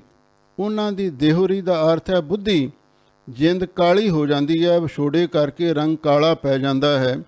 ਨਾਨਕ ਮੈਂ ਤਨ ਭੰਗ, ਗੁਰੂ ਨਾਨਕ ਸਾਹਿਬ ਕਹਿੰਦੇ, ਇਹਦਾ ਮੈਂ ਇਹ ਕਾਰਨ ਸਮਝਿਆ ਹੈ, ਮੈਂ ਤਨ ਭੰਗ, ਮੇਰੇ ਤਨ ਵਿੱਚੋਂ ਵਾਹਿਗੁਰੂ ਦੇ ਪ੍ਰੇਮ ਦਾ ਅਭਾਵ ਹੋ ਗਿਆ। ਉਸ ਪ੍ਰੇਮ ਦੇ ਅਭਾਵ ਹੋਣ ਕਰਕੇ, ਪ੍ਰੇਮ ਨਾਸ ਹੋਣ ਕਰਕੇ, ਤੇ ਵੀ ਆਹ ਜਿਹੜਾ ਮੇਰਾ ਹਾਲ ਹੋਇਆ ਹੈ। ਜਾਣਾ ਪਾਣੀ ਨਾ ਲਹਾਂ, ਅੱਗੋਂ ਸੰਸਾਰ ਕਹਿੰਦਾ ਹੈ, ਦੁਨੀਆ ਦੇ ਲੋਕ ਕਹਿੰਦੇ ਨੇ, ਅਸੀਂ ਇਸ ਗੱਲ ਨੂੰ ਜਾਣਦੇ ਹਾਂ ਵੀ ਵਾਹਿਗੁਰੂ ਦੇ ਪ੍ਰੇਮ ਦੇ ਆਸਰੇ ਸਾਡਾ ਜੀਵਨ ਹੈ, ਪਰ ਅਸੀਂ ਉਸ ਪ੍ਰੇਮ ਰੂਪੀ ਨਾਮ ਰੂਪੀ ਜਲ ਨੂੰ ਕਿੱਥੋਂ ਪ੍ਰਾਪਤ ਕਰੀਏ? ਨਹੀਂ ਸਾਨੂੰ ਪ੍ਰਾਪਤ ਹੋ ਸਕਦਾ। ਸਾਡੇ ਯਤਨ ਕੀਤਿਆਂ ਵਾਹਿਗੁਰੂ ਦਾ ਪ੍ਰੇਮ ਤੇ ਵਾਹਿਗੁਰੂ ਦਾ ਨਾਮ ਨਹੀਂ ਪ੍ਰਾਪਤ ਹੁੰਦਾ। ਜੈ ਸੇਤੀ ਮੇਰਾ ਸੰਗ, ਜਿਹਦੇ ਨਾਲ ਸਾਡੇ ਜੀਵਨ ਦਾ ਸੰਬੰਧ ਹੈ। ਆਖਾਂ ਜੀਵਾਂ ਵਿਸਰੈ ਮਰ ਜਾਓ, ਆਖਣ ਔਖਾ ਸਾਚਾ ਨਾਉ। ਮਰਨੰ ਵਿਸਰਨੰ ਗੋਬਿੰਦੈ, ਜੀਵਨੰ ਹਰ ਨਾਮ ਤੇ ਆਵਣੇ। ਜਿਤ ਡਿਠੈ ਤਨ ਪਰ ਫੁੜੈ, ਜਿਸ ਪਾਣੀ ਦੇ ਦੇਖਣ ਦੇ ਨਾਲ ਇੱਕ ਵਾਰੀ ਪਾਣੀ ਸਾਨੂੰ ਨਜ਼ਰ ਆ ਜਾਵੇ, ਸਾਡਾ ਤਨ ਪਰ ਫੁੜੈ, ਫਿਰ ਪ੍ਰਫੁੱਲਤ ਹੋ ਸਕਦਾ ਹੈ, ਹਰਾ ਭਰਾ ਹੋ ਸਕਦਾ ਹੈ, ਮੌਲ ਸਕਦਾ ਹੈ। ਚੜ੍ਹੈ ਚਵਗਣ ਵੰਤੀ, ਇਸ ਨੂੰ ਚੌਗਣਾ, ਜਿਹੜਾ ਚੌਥੀ ਗਿਆਨ ਦੀ ਅਵਸਥਾ ਹੈ, ਤੁਰੀਆ ਅਵਸਥਾ, ਉਹਦਾ ਵੀ ਰੰਗ ਚੜ੍ਹ ਸਕਦਾ ਹੈ। ਪਰ ਤਾਂ ਜੇ ਵਾਹਿਗੁਰੂ ਕਿਰਪਾ ਕਰੇ, ਗੁਰੂ ਰੂਪੀ ਬੱਦਲ ਦਾ ਸਰੂਪ ਧਾਰਨ ਕਰਕੇ ਨਾਮ ਬਾਣੀ ਦੀ ਵਰਖਾ ਕਰੇ, ਨਾਮ ਅਤੇ ਪ੍ਰੇਮ ਦੇ ਨਾਲ ਸਾਡੇ ਹਿਰਦੇ ਨੂੰ ਭਰ ਦੇਵੇ, ਤੇ ਫਿਰ ਸਾਡੇ ਅੰਦਰ ਸ਼ੁਭ ਗੁਣਾਂ ਦੇ ਕਮਲ ਦੇ ਫੁੱਲ ਪੈਦਾ ਹੋਣਗੇ ਤੇ ਨਾਲ ਤੁਰੀਆ ਅਵਸਥਾ ਦਾ ਰੰਗ ਵੀ ਚੜ੍ਹ ਸਕਦਾ ਹੈ। ਰਜ ਨਾ ਕੋਈ ਜੀਵਿਆ, ਪਹੁੰਚ ਨਾ ਚੱਲਿਆ ਕੋਏ। ਲੋ ਗੁਰੂ ਨਾਨਕ ਸਾਹਿਬ ਸੱਚੇ ਪਾਤਸ਼ਾਹ ਦੁਨੀਆ ਦਾ ਸਮਾਚਾਰ ਬਿਆਨ ਕਰਦੇ ਨੇ। ਰੱਜ ਨਾ ਕੋਈ ਜੀਵਿਆ, ਦੁਨੀਆ ਦੇ ਵਿੱਚ ਕੋਈ ਰੱਜ ਕੇ ਨਹੀਂ ਜੀ ਸਕਿਆ। ਭਾਵ ਹਰ ਬੰਦੇ ਦੇ ਮਨ ਦੇ ਵਿੱਚ ਇੱਕ ਇੱਛਾ ਹੁੰਦੀ ਹੈ ਵੀ ਮੈਂ ਬਹੁਤਾ ਚਿਰ ਜੀਵਾਂ, ਪਰ ਜਿੰਨਾ ਉਹ ਚਾਹੁੰਦਾ ਹੈ ਵੀ ਮੈਂ ਵੀ 100 ਸਾਲ 200 ਸਾਲ, ਸਾਡੀ ਤਾਂ ਇੱਛਾ ਮਰਦੀ ਹੀ ਨਹੀਂ। ਅਸੀਂ ਤਾਂ ਕਹਿੰਦੇ ਅਸੀਂ ਮਰੀਏ ਹੀ ਨਾ। ਇਸੇ ਲਈ ਹਾਜ਼ੂਰ ਕਹਿੰਦੇ ਆਪਣੀ ਇੱਛਾ ਅਨੁਸਾਰ ਰੱਜ ਕੇ ਕੋਈ ਨਹੀਂ ਜੀ ਸਕਿਆ ਤੇ ਨਾ ਹੀ ਜੀ ਸਕੇਗਾ। ਪਹੁੰਚ ਨਾ ਚੱਲਿਆ ਕੋਏ, ਤੇ ਸਾਰਿਆਂ ਨੇ ਛਾਲਾਂ ਵੀ ਮਾਰੀਆਂ, ਯਤਨ ਵੀ ਕੀਤਾ, ਪਰ ਜਿੱਥੇ ਮੰਜ਼ਰ ਸੀ ਉੱਥੇ ਤੱਕ ਕੋਈ ਨਹੀਂ ਪਹੁੰਚ ਸਕਿਆ। ਭਾਵ ਜਿਹੜੇ ਦੁਨੀਆ ਦੇ ਸਾਡੇ ਟੀਚੇ ਮਿਥੇ ਹੋਏ ਨੇ, ਕਿਨੇ ਨਾ ਕੀਏ ਕਾਜ ਮਾਇਆ ਪੂਰੇ, ਉਹ ਮਾਇਆ ਦੇ ਕੰਮ ਕੋਈ ਵੀ ਪੂਰੇ ਨਹੀਂ ਕਰ ਸਕਦਾ। ਮਨੁੱਖ ਦੀ ਜਿਹੜੀ ਇੱਛਾ ਹੈ ਨਾ, ਉਹ ਅੱਗੇ ਤੋਂ ਅੱਗੇ ਵੱਧਦੀ ਜਾਂਦੀ ਹੈ। ਸਹਿਸ ਘਟੇ ਲੱਖ ਕੋ ਉੱਠ ਧਾਵੈ, ਤ੍ਰਿਪਤ ਨਾ ਆਵੈ ਮਾਇਆ ਪਾਛੈ ਪਾਵੈ। ਕਿਸੇ ਨੂੰ ਪੁੱਛ ਕੇ ਦੇਖ ਲਓ, ਗਰੀਬ ਵੀ ਕਹਿੰਦਾ ਮੇਰਾ ਨਹੀਂ ਸਰਦਾ, ਤੇ ਅਮੀਰ ਨੂੰ ਪੁੱਛ ਲਓ ਕਹਿੰਦਾ ਮੈਨੂੰ ਚੈਨ ਨਹੀਂ ਆਉਂਦਾ।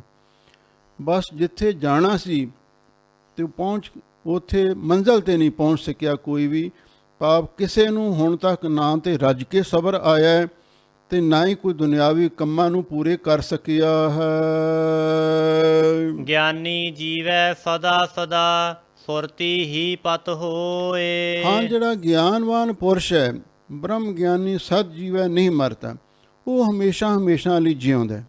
ਕਿਉਂ? ਉਹਦਾ ਸਰੀਰ ਦੇ ਨਾਲ ਸੰਬੰਧ ਟੁੱਟ ਜਾਂਦਾ ਹੈ ਤੇ ਆਤਮਿਕ ਜੀਵਨ ਉਹ ਹਮੇਸ਼ਾ ਲਈ ਅਮਰ ਜੀਵਨ ਹੈ, ਉਹ ਕਦੀ ਖਤਮ ਨਹੀਂ ਹੁੰਦਾ। ਸੁਰਤੀ ਹੀ ਪਤ ਹੋਏ, ਤੇ ਜਿਹੜਾ ਆਦਮੀ ਵਾਹਿਗੁਰੂ ਵਿੱਚ ਸੁਰਤ ਜੋੜੀ ਰੱਖਦਾ ਹੈ, ਧਿਆਨ ਲਾਈ ਰੱਖਦਾ ਹੈ, ਉਹਦੀ ਲੋਕ ਤੇ ਪ੍ਰਲੋਕ ਵਿੱਚ ਪਤ ਇੱਜ਼ਤ ਹੁੰਦੀ ਹੈ। ਸਰਫੈ ਸਰਫੈ ਸਦਾ ਸਦਾ, ਏਵੈ ਗਈ ਵਿਹਾਏ। ਲੋਕ ਗਰੀਬ ਨਵਾਜ਼ ਸਤਿਗੁਰੂ ਜੀ ਕਹਿੰਦੇ ਨੇ, ਕਈ ਬੰਦਿਆਂ ਦਾ ਸੁਭਾਅ ਬੜਾ ਸਖੀ ਹੁੰਦਾ ਤੇ ਕਈਆਂ ਦਾ ਬੜਾ ਕੰਜੂਸ ਵੀ ਹੁੰਦਾ। ਸਰਫੈ ਸਰਫੈ ਸਦਾ ਸਦਾ, ਸਰਫਾ ਕਰਦਿਆਂ ਕਰਦਿਆਂ, ਹਮੇਸ਼ਾ ਲਈ ਕਿਰਸ ਕਰਦਿਆਂ ਕਰਦਿਆਂ, ਏਵੈ ਗਈ ਵਿਹਾਏ, ਸਾਡੀ ਸਾਰੀ ਉਮਰ ਇਸੇ ਤਰ੍ਹਾਂ ਹੀ ਲੰਘ ਜਾਂਦੀ ਹੈ। ਹਰ ਆਦਮੀ ਚਾਹੁੰਦਾ ਹੈ ਕਿ ਮੈਂ ਆਪਣੇ ਜੀਵਨ ਕਾਲ ਦੇ ਵਿੱਚ ਬਹੁਤੀ ਮਾਇਆ ਇਕੱਠੀ ਕਰਾਂ। ਫਿਰ ਬਹੁਤੀ ਮਾਇਆ ਇਕੱਠੀ ਕਰਨ ਵਾਸਤੇ ਸਰਫਾ ਵੀ ਕਰਨਾ ਪੈਂਦਾ, ਖਰਚੇ ਵੀ ਘਟਾਉਣੇ ਪੈਂਦੇ ਨੇ, ਕਿਰਸ ਵੀ ਕਰਨੀ ਪੈਂਦੀ ਹੈ। ਹੁਣ ਕਈ ਤਾਂ ਇੰਨੇ ਕੰਜੂਸ ਮੱਖੀ ਚੂਸ ਬਣ ਜਾਂਦੇ ਨੇ, ਉਹ ਕੱਪੜੇ ਵੀ ਚੱਜਦੇ ਨਹੀਂ ਪਾਉਂਦੇ। ਆਪਣੇ ਸੁੱਖ ਆਰਾਮ ਦੇ ਲਈ ਕੋਈ ਪੈਸਾ ਨਹੀਂ ਖਰਚ ਕਰ ਸਕਦੇ। ਬਸ ਗਰੀਬੀ ਵਿੱਚ ਫਟੇ ਕੱਪੜਿਆਂ ਦੇ ਵਿੱਚ ਹੀ ਸਾਰੀ ਜ਼ਿੰਦਗੀ ਲੰਘਾ ਲੈਂਦੇ ਨੇ। ਕਿਰਸ ਕਰਦਿਆਂ ਹੋਇਆਂ, ਸਰਫਾ ਕਰਦਿਆਂ ਕਰਦਿਆਂ, ਹਮੇਸ਼ਾ ਹਮੇਸ਼ਾ ਲਈ ਸਾਡੀ ਸਾਰੀ ਉਮਰ ਇਸੇ ਤਰ੍ਹਾਂ ਹੀ ਬੀਤ ਜਾਂਦੀ ਹੈ। ਨਾਨਕ ਕਿਸਨੂੰ ਆਖੀਐ, ਵਿਣ ਪੁੱਛਿਆ ਹੀ ਲੈ ਜਾਏ। ਲੋ ਗੁਰੂ ਨਾਨਕ ਸਾਹਿਬ ਸੱਚੇ ਪਾਤਸ਼ਾਹ ਕਹਿੰਦੇ ਨੇ, ਮਨੁੱਖ ਸਾਰੀ ਉਮਰ ਹੀ ਮਾਇਆ ਧਨ ਦੌਲਤ ਇਕੱਠੀ ਕਰਦਾ ਮਰ ਜਾਂਦਾ ਹੈ। ਫਿਰ ਇਹ ਗੱਲ ਕਿਸ ਨੂੰ ਆਖੀਏ ਬਈ ਇੰਨੀ ਮਾਇਆ ਇਕੱਠੀ ਕੀਤੀ ਹੈ, ਕੀ ਇਹ ਤੇਰੇ ਨਾਲ ਜਾਵੇਗੀ? ਤੇ ਇਹ ਗੱਲ ਨੂੰ ਕੋਈ ਸੁਣਨ ਲਈ ਤਿਆਰ ਨਹੀਂ। ਵਿਣ ਪੁੱਛਿਆ ਹੀ ਲੈ ਜਾਏ, ਤੇ ਜਿਹੜਾ ਮੌਤ ਦਾ ਫਰਿਸ਼ਤਾ ਹੈ ਜਮਦੂਤ, ਉਹ ਬਿਨਾਂ ਪੁੱਛਣ ਤੋਂ ਹੀ ਇੱਥੋਂ ਲੈ ਕੇ ਤੁਰ ਜਾਂਦਾ। ਜਿਹੜੀ ਮਾਇਆ ਇਕੱਠੀ ਕੀਤੀ ਹੁੰਦੀ ਹੈ, ਤਨ ਲੋਕਾਂ ਤਨ ਭਸਮੈ ਢੇਰੀ, ਉਹਨਾਂ 'ਤੇ ਹੋਰ ਲੋਕ ਕਾਬਜ ਹੋ ਜਾਂਦੇ ਨੇ। ਤਨ ਦੌਲਤ ਤੇ ਮਾਇਆ ਦੇ ਵਾਰਸ ਹੋਰ ਬਣ ਜਾਂਦੇ ਨੇ, ਤੇ ਇਸ ਮਨੁੱਖ ਦੇ ਪੱਲੇ ਕੁਝ ਵੀ ਨਹੀਂ ਰਹਿੰਦਾ। ਬਿਨਾਂ ਪੁੱਛਿਆਂ ਤੋਂ ਜਮਦੂਤ ਇਸ ਨੂੰ ਅੱਗੇ ਲੈ ਜਾਂਦੇ ਹਨ। ਦੋਸ਼ ਨਾ ਦੇਹੁ ਰਾਏ ਨੂੰ, ਮਤ ਚੱਲੈ ਜਾਂ ਬੁੱਢਾ ਹੋਵੇ। ਲੋ ਇਹ ਜਿਹੜਾ ਸ਼ਲੋਕ ਹੈ, ਸੰਪਰਦਾਇ ਅਨੁਸਾਰ ਰਾਏ ਬੁਲਾਰ ਗੁਰੂ ਮਹਾਰਾਜ ਸੱਚੇ ਪਾਤਸ਼ਾਹ ਦਾ ਮੁਰੀਦ ਸੀ, ਆਸ਼ਕ ਸੀ, ਪ੍ਰੇਮੀ ਸੀ। ਜਦੋਂ ਉਹਦੀ ਅੰਤਮ ਸਮਾਂ ਆਇਆ, ਉਹਨੇ ਸਤਿਗੁਰੂ ਦੇ ਚਰਨਾਂ 'ਚ ਬੇਨਤੀ ਕੀਤੀ, ਮਹਾਰਾਜ ਅੰਤਮ ਸਮੇਂ ਤੁਸੀਂ ਮੈਨੂੰ ਦਰਸ਼ਨ ਦਿਓ। ਤੇ ਗੁਰੂ ਮਹਾਰਾਜ ਸੱਚੇ ਪਾਤਸ਼ਾਹ ਉਸ ਨੂੰ ਦਰਸ਼ਨ ਦੇਣ ਵਾਸਤੇ ਗਏ। ਜਿਹੜੇ ਰਾਏ ਬੁਲਾਰ ਦੇ ਪਰਿਵਾਰ ਦੇ ਮੈਂਬਰ ਸਨ, ਨੌਕਰ ਚਾਕਰ ਸਨ, ਅਤੇ ਉਹ ਕਹਿਣ ਲੱਗੇ ਮਹਾਰਾਜ ਹੁਣ ਇਹਦੀ ਮੱਤ ਟਿਕਾਣੇ ਨਹੀਂ ਰਹੀ, ਇਹਦਾ ਦਿਮਾਗ ਹਿੱਲ ਗਿਆ, ਇਹਨੂੰ ਪਤਾ ਨਹੀਂ ਲੱਗਦਾ, ਐਵੇਂ ਬੋਲੀ ਜਾਂਦਾ ਰਹਿੰਦਾ। ਤਾਂ ਗੁਰੂ ਮਹਾਰਾਜ ਸੱਚੇ ਪਾਤਸ਼ਾਹ ਨੇ ਇਹ ਸ਼ਲੋਕ ਉਚਾਰਨ ਕੀਤਾ, ਦੋਸ਼ ਨਾ ਦਿਓ ਰਾਏ ਨੂੰ, ਭਾਈ ਇਸ ਰਾਏ ਬੁਲਾਰ ਨੂੰ ਦੋਸ਼ ਨਾ ਦਿਓ, ਮੱਤ ਚੱਲਾਂ ਜਾਂ ਬੁੱਢਾ ਹੋਵੇ। ਜਦੋਂ ਆਦਮੀ ਬੁੱਢਾ ਹੋ ਜਾਂਦਾ ਉਹਦੀ ਮੱਤ ਚਲੀ ਜਾਂਦੀ ਹੈ। ਹਜ਼ੂਰ ਦੇ ਗੁਰਬਾਣੀ ਵਿੱਚ ਬਚਨ ਨੇ, 70 ਕਾ ਮਤਹੀਣ ਅਸੀਹਾਂ ਕਾ ਵਿਵਹਾਰ ਨਾ ਪਾਵੇ।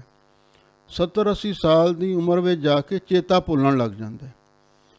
ਬਹੁਤੇ ਸੱਜਣ ਇਹੋ ਜਿਹੇ ਮਿਲਦੇ ਨੇ, ਹੁਣ ਤਾਂ ਕਈ ਜਿਹੜੇ ਜੰਗ ਉਮਰ ਦੇ ਵੀ ਨੇ, ਕਹਿੰਦੇ ਹੁਣ ਜੀ ਚੇਤਾ ਬਹੁਤ ਭੁੱਲਣ ਲੱਗ ਗਿਆ, ਕੋਈ ਗੱਲ ਕਹਿੰਦੇ ਆ ਉਸੇ ਵੇਲੇ ਭੁੱਲ ਜਾਂਦੀ ਹੈ, ਕੋਈ ਸੁਨੇਹਾ ਦੇਣਾ ਹੁੰਦਾ ਹੈ ਉਹ ਭੁੱਲ ਜਾਂਦਾ ਹੈ, ਕੋਈ ਚੀਜ਼ ਕਿੱਥੇ ਰੱਖੀ ਹੈ ਉਹ ਭੁੱਲ ਜਾਂਦੀ ਹੈ। ਹੁਣ ਤਾਂ ਜ਼ਿਆਦਾ ਸਭ ਦੀ ਘਟਦੀ ਜਾ ਰਹੀ ਹੈ। ਹਜ਼ੂਰ ਕਹਿੰਦੇ ਨੇ ਰਾਏ ਬੁਲਾਰ ਨੂੰ ਕੋਈ ਦੋਸ਼ ਨਾ ਦਿਓ, ਵੀ ਜਦੋਂ ਆਦਮੀ ਬੁੱਢਾ ਹੋ ਜਾਂਦਾ ਹੈ ਤੇ ਸਾਰਿਆਂ ਦੀ ਮੱਤ ਚਲੀ ਜਾਂਦੀ ਹੈ, ਭਾਵ ਇਹ ਜਿਹੜੀ ਯਾਦਾਸ਼ਤ ਕਮਜ਼ੋਰ ਹੋ ਜਾਂਦੀ ਹੈ। ਗੱਲਾਂ ਕਰੇ ਕਨੇਰੀਆ ਤਾਂ ਅੰਨੇ ਪਵਣਾ ਖਾਤੀ ਟੋਵੈ। ਉਹ ਅੱਗੋਂ ਕਹਿਣ ਲੱਗੇ ਮਹਾਰਾਜ ਇਹ ਰਾਏ ਬੁਲਾਰ ਤੇ ਬਹੁਤੀਆਂ ਹੀ ਗੱਲਾਂ ਕਰਦਾ ਰਹਿੰਦਾ, ਹੋਰ ਕਿਸੇ ਦੀ ਸੁਣਦਾ ਨਹੀਂ, ਬਸ ਆਪਦਾ ਹੀ ਘੋੜਾ ਭਜਾਈ ਜਾਂਦਾ। ਹਜ਼ੂਰ ਕਹਿੰਦੇ ਠੀਕ ਹੈ, ਹੁਣ ਇਹਦੇ ਵੱਸ ਦੀ ਗੱਲ ਨਹੀਂ, ਇਹਦੀ ਅਵਸਥਾ ਇਹੋ ਜਿਹੀ ਬਣ ਗਈ ਹੈ। ਤਾਂ ਅੰਨੇ ਪਵਨਾ ਖਾਤੀ ਟੋਵੇ, ਜਿਵੇਂ ਅੰਨਾ ਆਦਮੀ ਕਦੇ ਖਾਤੀ ਦਾ ਅਰਥ ਹੈ ਖੱਤੇ ਵਿੱਚ ਅਤੇ ਕਦੇ ਟੋਏ ਵਿੱਚ ਡਿੱਗਦਾ ਫਿਰਦਾ। ਹੁਣ ਕਈ ਵਾਰੀ ਬਜ਼ੁਰਗਾਂ ਨੂੰ ਹੋਰ ਜਿਹੜੇ ਪਰਿਵਾਰ ਦੇ ਮੈਂਬਰ ਹੁੰਦੇ ਨੇ ਸਮਝਾਉਂਦੇ ਵੀ ਨੇ ਵੀ ਹੁਣ ਤੁਹਾਡਾ ਸਰੀਰ ਕਮਜ਼ੋਰ ਹੋ ਗਿਆ, ਤੁਸੀਂ ਇਕੱਲੇ ਬਾਹਰ ਨਾ ਜਾਓ, ਪਰ ਉਹਨਾਂ ਦੇ ਅੰਦਰ ਫਿਰ ਉਬਾਲਾ ਉੱਠਦਾ, ਕਹਿੰਦੇ ਨਹੀਂ ਅਸੀਂ ਜਾਣਾ ਹੈ। ਉਹ ਕਈ ਵਾਰੀ ਬਜ਼ੁਰਗ ਇਕੱਲੇ ਫਿਰ ਘਰੋਂ ਬਾਹਰ ਨਿਕਲਣ ਦਾ ਯਤਨ ਕਰਦੇ ਨੇ, ਸਰੀਰ ਕਮਜ਼ੋਰ ਹੋਣ ਕਰਕੇ ਕਈ ਵਾਰੀ ਝੂਠਾ ਖਾ ਜਾਂਦਾ, ਫਿਰ ਉਹ ਕਦੇ ਟੋਏ ਵਿੱਚ ਅਤੇ ਕਦੇ ਖਾਲੀ ਵਿੱਚ ਡਿੱਗ ਪੈਂਦੇ ਨੇ, ਉਹ ਵੀ ਨਹੀਂ ਟੱਪੀ ਜਾਂਦੀ। ਇਹ ਬਿਰਧ ਅਵਸਥਾ ਦੇ ਦੁੱਖ ਨੇ। ਦੂਜਾ ਇਹਦਾ ਭਾਵ ਇਹ ਹੈ, ਦੋਸ਼ ਨਾ ਦਿਓ ਰਾਏ ਨੂੰ, ਇਹ ਜੀਵ ਰਾਜਾ ਹੈ, ਇੰਦਰੀਆਂ ਦਾ ਪਰਿਵਾਰ ਹੈ, ਮਨ ਸਾਡਾ ਰਾਜਾ ਹੈ। ਇਸ ਮਨ ਨੂੰ ਭਾਈ ਦੋਸ਼ ਨਾ ਦਿਓ, ਮੱਤ ਚੱਲੇ ਜਾਂ ਬੁੱਢਾ ਹੋਵੇ। ਜਦੋਂ ਬੁੱਢਾ ਹੰਕਾਰੀ ਹੋ ਜਾਂਦਾ ਨਾ ਕੋਈ ਮਨੁੱਖ, ਉਹਦੀ ਮੱਤ ਚਲੀ ਜਾਂਦੀ ਹੈ। ਹੰਕਾਰ ਮੱਤ ਨੂੰ ਮਾਰ ਦਿੰਦਾ ਹੈ। ਗੱਲਾਂ ਕਰੇ ਕਨੇਰੀਆਂ, ਹੰਕਾਰੀ ਬੰਦਾ ਗੱਲਾਂ ਬਹੁਤੀਆਂ ਕਰਦਾ ਰਹਿੰਦਾ ਹੈ ਅਤੇ ਕਿਸੇ ਦੀ ਸੁਣਦਾ ਘੱਟ ਹੀ ਹੈ। ਅੰਨਾ ਤੇ ਬੋਲਾ ਹੋ ਜਾਂਦਾ। ਅੰਨੇ ਪਵਨਾ ਖਾਤੀ ਟੋਵੇ, ਅੰਨਾ ਆਦਮੀ ਕਦੇ ਖਾਤੀ ਦਾ ਅਰਥ ਹੈ ਖਤਾਨ ਵਿੱਚ, ਕਦੇ ਟੋਏ ਵਿੱਚ ਜਾ ਕੇ ਡਿੱਗਣਾ ਚਾਹੁੰਦਾ ਹੈ। ਇਸੇ ਤਰ੍ਹਾਂ ਇਹ ਜਿਹੜਾ ਹੰਕਾਰੀ ਮਨ ਹੈ, ਕਦੇ ਮਾਇਆ ਦੀ ਖਾਈ ਵਿੱਚ ਜਾ ਕੇ ਡਿੱਗਦਾ ਹੈ ਅਤੇ ਕਦੇ ਵਿਕਾਰਾਂ ਦੇ ਟੋਇਆਂ ਵਿੱਚ ਜਾ ਕੇ ਡਿੱਗ ਪੈਂਦਾ ਹੈ। ਇਹੋ ਜਿਹੀ ਇਹਦੀ ਹਾਲਤ ਹੁੰਦੀ ਹੈ। ਪੂਰੇ ਕਾ ਕੀਆ ਸਭ ਕਿਛ ਪੂਰਾ, ਘਟ ਵੱਧ ਕਿਛ ਨਾਹੀ। ਲਓ ਹੁਣ ਗੁਰੂ ਨਾਨਕ ਸਾਹਿਬ ਸੱਚੇ ਪਾਤਸ਼ਾਹ ਕਹਿੰਦੇ ਨੇ ਵਾਹਿਗੁਰੂ ਨੇ ਸੰਸਾਰ ਦੀ ਰਚਨਾ ਕੀਤੀ ਹੈ। ਪੂਰੇ ਕਾ ਕੀਆ ਸਭ ਕੁਛ ਪੂਰਾ, ਉਸ ਪੂਰੇ ਵਾਹਿਗੁਰੂ ਦਾ ਸਭ ਕੁਛ ਪੂਰਾ ਪ੍ਰਬੰਧ ਕੀਤਾ ਹੋਇਆ। ਜੋ ਵੀ ਕਿਸੇ ਚੀਜ਼ ਦੀ ਲੋੜ ਹੈ ਵਾਹਿਗੁਰੂ ਨੇ ਪਹਿਲਾਂ ਹੀ ਉਹ ਬਣਾਈ ਹੋਈ ਹੈ। ਘੱਟ ਵੱਧ ਕਿਛ ਨਾਹੀ, ਕੋਈ ਚੀਜ਼ ਘੱਟ ਵੱਧ ਨਹੀਂ ਹੈ। ਜੋ ਵਾਹਿਗੁਰੂ ਨੇ ਲੋੜ ਸੀ ਸਾਨੂੰ, ਉਹ ਸਾਰਾ ਪ੍ਰਬੰਧ ਕੀਤਾ ਹੈ। ਪੂਰੇ ਨੇ ਸਭ ਕੁਛ ਪੂਰਾ ਹੀ ਬਣਾਇਆ ਹੈ। ਨਾਨਕ ਗੁਰਮੁਖ ਐਸਾ ਜਾਣੈ, ਪੂਰੇ ਮਾਹੇ ਸਮਾਹੀ। ਲੋ ਗੁਰੂ ਨਾਨਕ ਸਾਹਿਬ ਸੱਚੇ ਪਾਤਸ਼ਾਹ ਕਹਿੰਦੇ ਨੇ ਜਿਹੜਾ ਗੁਰੂ ਦਾ ਆਗਿਆਕਾਰੀ ਸੇਵਕ ਹੁੰਦਾ ਹੈ, ਉਹ ਇਸ ਤਰ੍ਹਾਂ ਜਾਣਦਾ ਹੈ ਬਈ ਵਾਹਿਗੁਰੂ ਨੇ ਜੋ ਕੀਤਾ ਪੂਰਾ ਹੀ ਪ੍ਰਬੰਧ ਕੀਤਾ ਹੋਇਆ ਹੈ। ਹਰ ਚੀਜ਼ ਦੀ ਲੋੜ ਹੈ ਉਹ ਵਾਹਿਗੁਰੂ ਨੇ ਬਣਾਈ ਹੋਈ ਹੈ। ਅਤੇ ਜਿਹੜਾ ਇਸ ਤਰ੍ਹਾਂ ਜਾਣਦਾ ਹੈ ਪੂਰੇ ਮਾਹੇ ਸਮਾਈ, ਉਹ ਪੂਰੇ ਵਾਹਿਗੁਰੂ ਵਿੱਚ ਸਮਾ ਜਾਂਦਾ ਹੈ। ਪੂਰੇ ਕਾ ਕੀਆ ਸਭ ਕੁਛ ਪੂਰਾ, ਘੱਟ ਵੱਧ ਕਿਛ ਨਹੀਂ। ਇਹਦੇ ਉੱਤੇ ਇੱਕ ਹਾਸ ਰਸ ਦੀ ਵੀ ਸਾਖੀ ਕਈ ਸੁਣਾਉਂਦੇ ਨੇ। ਕੁਝ ਜੈਂਟਲਮੈਨ, ਪੜ੍ਹੇ ਲਿਖੇ ਨੌਜਵਾਨ ਬਾਹਰ ਘੁੰਮਣ ਫਿਰਨ ਵਾਸਤੇ ਚਲੇ ਗਏ। ਉੱਥੇ ਜਾ ਕੇ ਇੱਕ ਮਤੀਰਿਆਂ ਦਾ ਵਾੜਾ ਦੇਖਿਆ। ਕਹਿੰਦੇ ਚਲੋ ਮਤੀਰੇ ਖਾ ਲਈਏ। ਉੱਥੇ ਬੈਠ ਕੇ ਮਤੀਰੇ ਖਾਣ ਲੱਗ ਪਏ, ਹਿਦਵਾਣੇ ਖਾਣ ਲੱਗ ਪਏ। ਉਹਨਾਂ ਵਿੱਚੋਂ ਇੱਕ ਬੋਲਿਆ, ਕਹਿਣ ਲੱਗਾ, ਦੇਖੋ ਵੀ ਇੱਥੇ ਰੱਬ ਭੁੱਲ ਗਿਆ, ਇੱਥੇ ਇੱਕ ਕਮੀ ਰਹਿ ਗਈ ਹੈ। ਆਹ ਦੇਖ ਲਓ, ਵੇਲਾਂ ਛੋਟੀਆਂ ਛੋਟੀਆਂ ਨੇ, ਮਤੀਰੇ ਕਿੱਡੇ ਕਿੱਡੇ ਲਾਏ ਨੇ। ਸਾਰੇ ਗੱਲਾਂ ਬਾਤਾਂ ਕਰਦੇ ਰਹੇ, ਹੱਸਦੇ ਰਹੇ। ਫਿਰ ਕਹਿੰਦੇ ਚਲੋ ਹੁਣ ਧੁੱਪ ਹੋ ਗਈ, ਆਰਾਮ ਕਰ ਲਈਏ। ਇੱਕ ਬੋਹੜ ਦਾ ਦਰਖਤ ਸੀ, ਉਹਦੀ ਬੜੀ ਠੰਡੀ ਛਾਂ ਹੁੰਦੀ ਹੈ, ਉਹਦੇ ਹੇਠਾਂ ਜਾ ਕੇ ਲੰਮੇ ਪੈ ਗਏ, ਨਾਲੇ ਗੱਲਾਂ ਮਾਰੀ ਜਾਣ। ਇੱਕ ਉਹਨਾਂ ਵਿੱਚੋਂ ਤਰਕਸ਼ੀਲ ਕਹਿਣ ਲੱਗਾ, ਬਈ ਦੇਖੋ ਰੱਬ ਨੇ ਇੱਥੇ ਵੀ ਇੱਕ ਬਹੁਤ ਵੱਡੀ ਉਕਾਈ ਕੀਤੀ ਹੈ। ਇਹ ਦਰਖਤ ਕਿੰਨਾ ਵੱਡਾ ਹੈ ਅਤੇ ਇਹਦੇ ਜਿਹੜੇ ਫਲ ਨੇ, ਗੋਲਾਂ ਬਹੁਤ ਛੋਟੀਆਂ ਛੋਟੀਆਂ ਲਾਈਆਂ ਨੇ। ਚਾਹੀਦਾ ਇਹ ਸੀ ਵੱਡੇ ਦਰਖਤ ਨੂੰ ਵੱਡੇ ਫਲ ਲੱਗਦੇ, ਜਿਹੜੇ ਵੇਲਾਂ ਨੂੰ ਮਤੀਰੇ ਲੱਗੇ ਨੇ ਉਹ ਇੱਥੇ ਲੱਗਣੇ ਚਾਹੀਦੇ ਸਨ, ਅਤੇ ਆਹ ਜਿਹੜੀਆਂ ਗੋਲਾਂ ਨੇ ਇਹ ਵੇਲਾਂ ਨੂੰ ਲੱਗਣੀਆਂ ਚਾਹੀਦੀਆਂ ਸਨ। ਇੱਥੋਂ ਰੱਬ ਉੱਕ ਗਿਆ। ਹਾਲੇ ਗੱਲਾਂ ਹੀ ਕਰ ਰਹੇ ਸਨ, ਕਿਸੇ ਜਾਨਵਰ ਨੇ ਉਹ ਗੋਲ ਟੁੱਕੀ ਅਤੇ ਇੱਕ ਦੇ ਆ ਕੇ ਨੱਕ ਦੀ ਕਰੁੰਬਲ 'ਤੇ ਵੱਜੀ। ਜਦੋਂ ਨੱਕ 'ਤੇ ਆ ਕੇ ਵੱਜੀ ਅਤੇ ਇੱਕਦਮ ਉਸ ਨੂੰ ਧੁੰਦਣੀ ਜਿਹੀ ਆਈ ਅਤੇ ਸਿਰ ਫੜ ਕੇ ਗੋਡਿਆਂ 'ਚ ਸਿਰ ਦੇ ਕੇ ਬੈਠ ਗਿਆ। ਉਹ ਨਾਲ ਦੇ ਕੁਛ ਪੁੱਛਣ ਲੱਗੇ, ਕਹਿੰਦੇ ਭਾਈ ਕੀ ਗੱਲ ਹੈ? ਕਹਿੰਦਾ ਹਾਲੇ ਨਾ ਮੈਨੂੰ ਪੁੱਛੋ ਕੁਝ ਵੀ, ਮੇਰੀ ਬਹੁਤ ਬੁਰੀ ਹਾਲਤ ਹੈ। ਬੜੀ ਜ਼ੋਰ ਦੀ ਮੇਰੀ ਨੱਕ 'ਤੇ ਆ ਕੇ ਗੋਲ ਵੱਜੀ ਹੈ। ਕੁਝ ਸਮੇਂ ਤੋਂ ਬਾਅਦ ਨਾਲ ਦੇ ਸਾਥੀਆਂ ਨੇ ਹੌਸਲਾ ਦਿੱਤਾ, ਕਹਿੰਦੇ ਭਾਈ ਦੱਸ ਤੂੰ ਕੀ ਕਹਿਣਾ ਚਾਹੁੰਦਾ? ਉਹ ਕਹਿੰਦਾ ਮੈਂ ਇਹੀ ਗੱਲ ਕਹਿਣੀ ਚਾਹੁੰਦਾ ਹੈ ਬਈ ਰੱਬ ਨਹੀਂ ਉਕਿਆ, ਆਪਾਂ ਹੀ ਉਕੇ ਹਾਂ। ਪੂਰੇ ਕਾ ਕੀਆ ਸਭ ਕੁਛ ਪੂਰਾ, ਘੱਟ ਵੱਧ ਕਿਛ ਨਹੀਂ। ਜੇ ਕਿਤੇ ਇੱਥੇ ਮਤੀਰਾ ਲੱਗਿਆ ਹੁੰਦਾ ਤੇ ਉਹ ਆ ਕੇ ਡਿੱਗਦਾ, ਉਹਨੇ ਮੇਰਾ ਕੀਰਤਨ ਸੋਹਿਲਾ ਪੜ੍ਹ ਦੇਣਾ ਸੀ। ਚੰਗਾ ਸੀ ਇਹ ਛੋਟਾ ਫਲ ਸੀ ਗੋਲ, ਇਹਦੇ ਨਾਲ ਥੋੜ੍ਹੀ ਜਿਹੀ ਸੱਟ ਤਾਂ ਲੱਗੀ, ਪੀੜ ਤਾਂ ਮੈਨੂੰ ਹੋਈ, ਪਰ ਜਾਨ ਤਾਂ ਬਚ ਗਈ ਨਾ।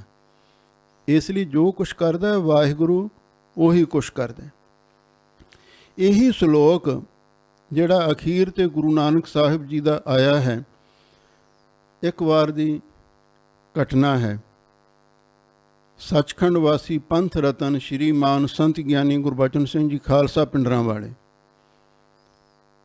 ਜਦੋਂ ਜਥਾ ਲੈ ਕੇ ਵਿਦਿਆਰਥੀਆਂ ਨੂੰ ਪੜ੍ਹਾਉਂਦੇ ਸਨ, ਪੂਰੇ ਹਿੰਦੁਸਤਾਨ ਦੇ ਵਿੱਚ ਵਿਚਰ ਕੇ ਅਣਵੰਡੇ ਦੇਸ਼ ਵਿੱਚ ਲੈਲਪੁਰ ਤੱਕ ਸਾਰੇ ਥਾਵਾਂ 'ਤੇ ਸਿੱਖੀ ਦਾ ਪ੍ਰਚਾਰ ਕਰਦੇ ਸਨ।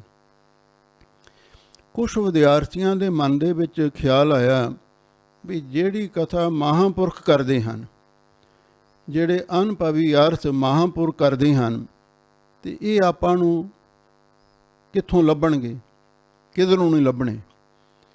ਕਿਉਂ ਨਾ ਆਪਾਂ ਮਹਾਂਪੁਰਖਾਂ ਦੀ ਕਥਾ ਲਿਖਣੀ ਸ਼ੁਰੂ ਕਰ ਦਈਏ।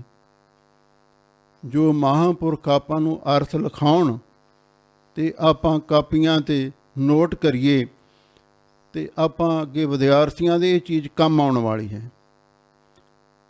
ਮਹਾਂਪੁਰਖਾਂ ਦੇ ਨਾਲ ਉਸ ਵੇਲੇ ਉਹਨਾਂ ਦੇ ਉੱਤਰਾਧਿਕਾਰੀ ਸੰਤ ਗਿਆਨੀ ਮੋਹਨ ਸਿੰਘ ਜੀ ਪਿੰਡਰਾਂ ਵਾਲੇ ਵੀ ਸਨ ਵਿਦਿਆਰਥੀ ਰੂਪ ਦੇ ਵਿੱਚ, ਅਤੇ ਸਿੰਘ ਸਾਹਿਬ ਗਿਆਨੀ ਕਿਰਪਾਲ ਸਿੰਘ ਜੀ ਸਾਬਕਾ ਹੈੱਡ ਗ੍ਰੰਥੀ ਸ਼੍ਰੀ ਦਰਬਾਰ ਸਾਹਿਬ ਅਤੇ ਜਥੇਦਾਰ ਅਕਾਲ ਤਖਤ ਸਾਹਿਬ, ਉਹ ਵੀ ਵਿਦਿਆਰਥੀ ਸਨ। ਹੋਰ ਵੀ ਕਈ ਸਨ। ਮਹਾਂਪੁਰਖਾਂ ਦੇ ਕੋਲ ਇਕੱਠੇ ਹੋ ਕੇ ਗਏ, ਕਹਿਣ ਲੱਗੇ ਮਹਾਂਪੁਰਖੋ ਤੁਸੀਂ ਸਾਰੀ ਗੁਰਬਾਣੀ ਦੇ ਅਰਥ ਲਿਖਾਓ। ਪੜ੍ਹਾਉਂਦੇ ਤਾਂ ਹੋ, ਪਰ ਇਹ ਜਿਹੜੇ ਪੜ੍ਹਾਉਂਦੇ ਹੋ ਸਾਨੂੰ ਵਿਦਿਆਰਥੀਆਂ ਨੂੰ ਭੁੱਲ ਜਾਂਦੇ ਨੇ। ਜੇ ਲਿਖਵਾ ਦਿਓ ਫਿਰ ਅਸੀਂ ਉਹਨਾਂ ਨੂੰ ਯਾਦ ਕਰ ਲਵਾਂਗੇ। ਮਹਾਂਪੁਰਖਾਂ ਦੇ ਮਨ ਦੇ ਵਿੱਚ ਖਿਆਲ ਆਇਆ ਵੀ ਚਲੋ ਵਿਦਿਆਰਥੀਆਂ ਨੇ ਬੇਨਤੀ ਕੀਤੀ ਹੈ, ਕਹਿੰਦੇ ਭਾਈ ਮੈਂ ਲਿਖਵਾ ਤਾਂ ਸਕਦਾ ਹਾਂ, ਪਰ ਲਿਖਣ ਦੀ ਸੇਵਾ ਤੁਹਾਨੂੰ ਕਰਨੀ ਪੈਣੀ ਹੈ।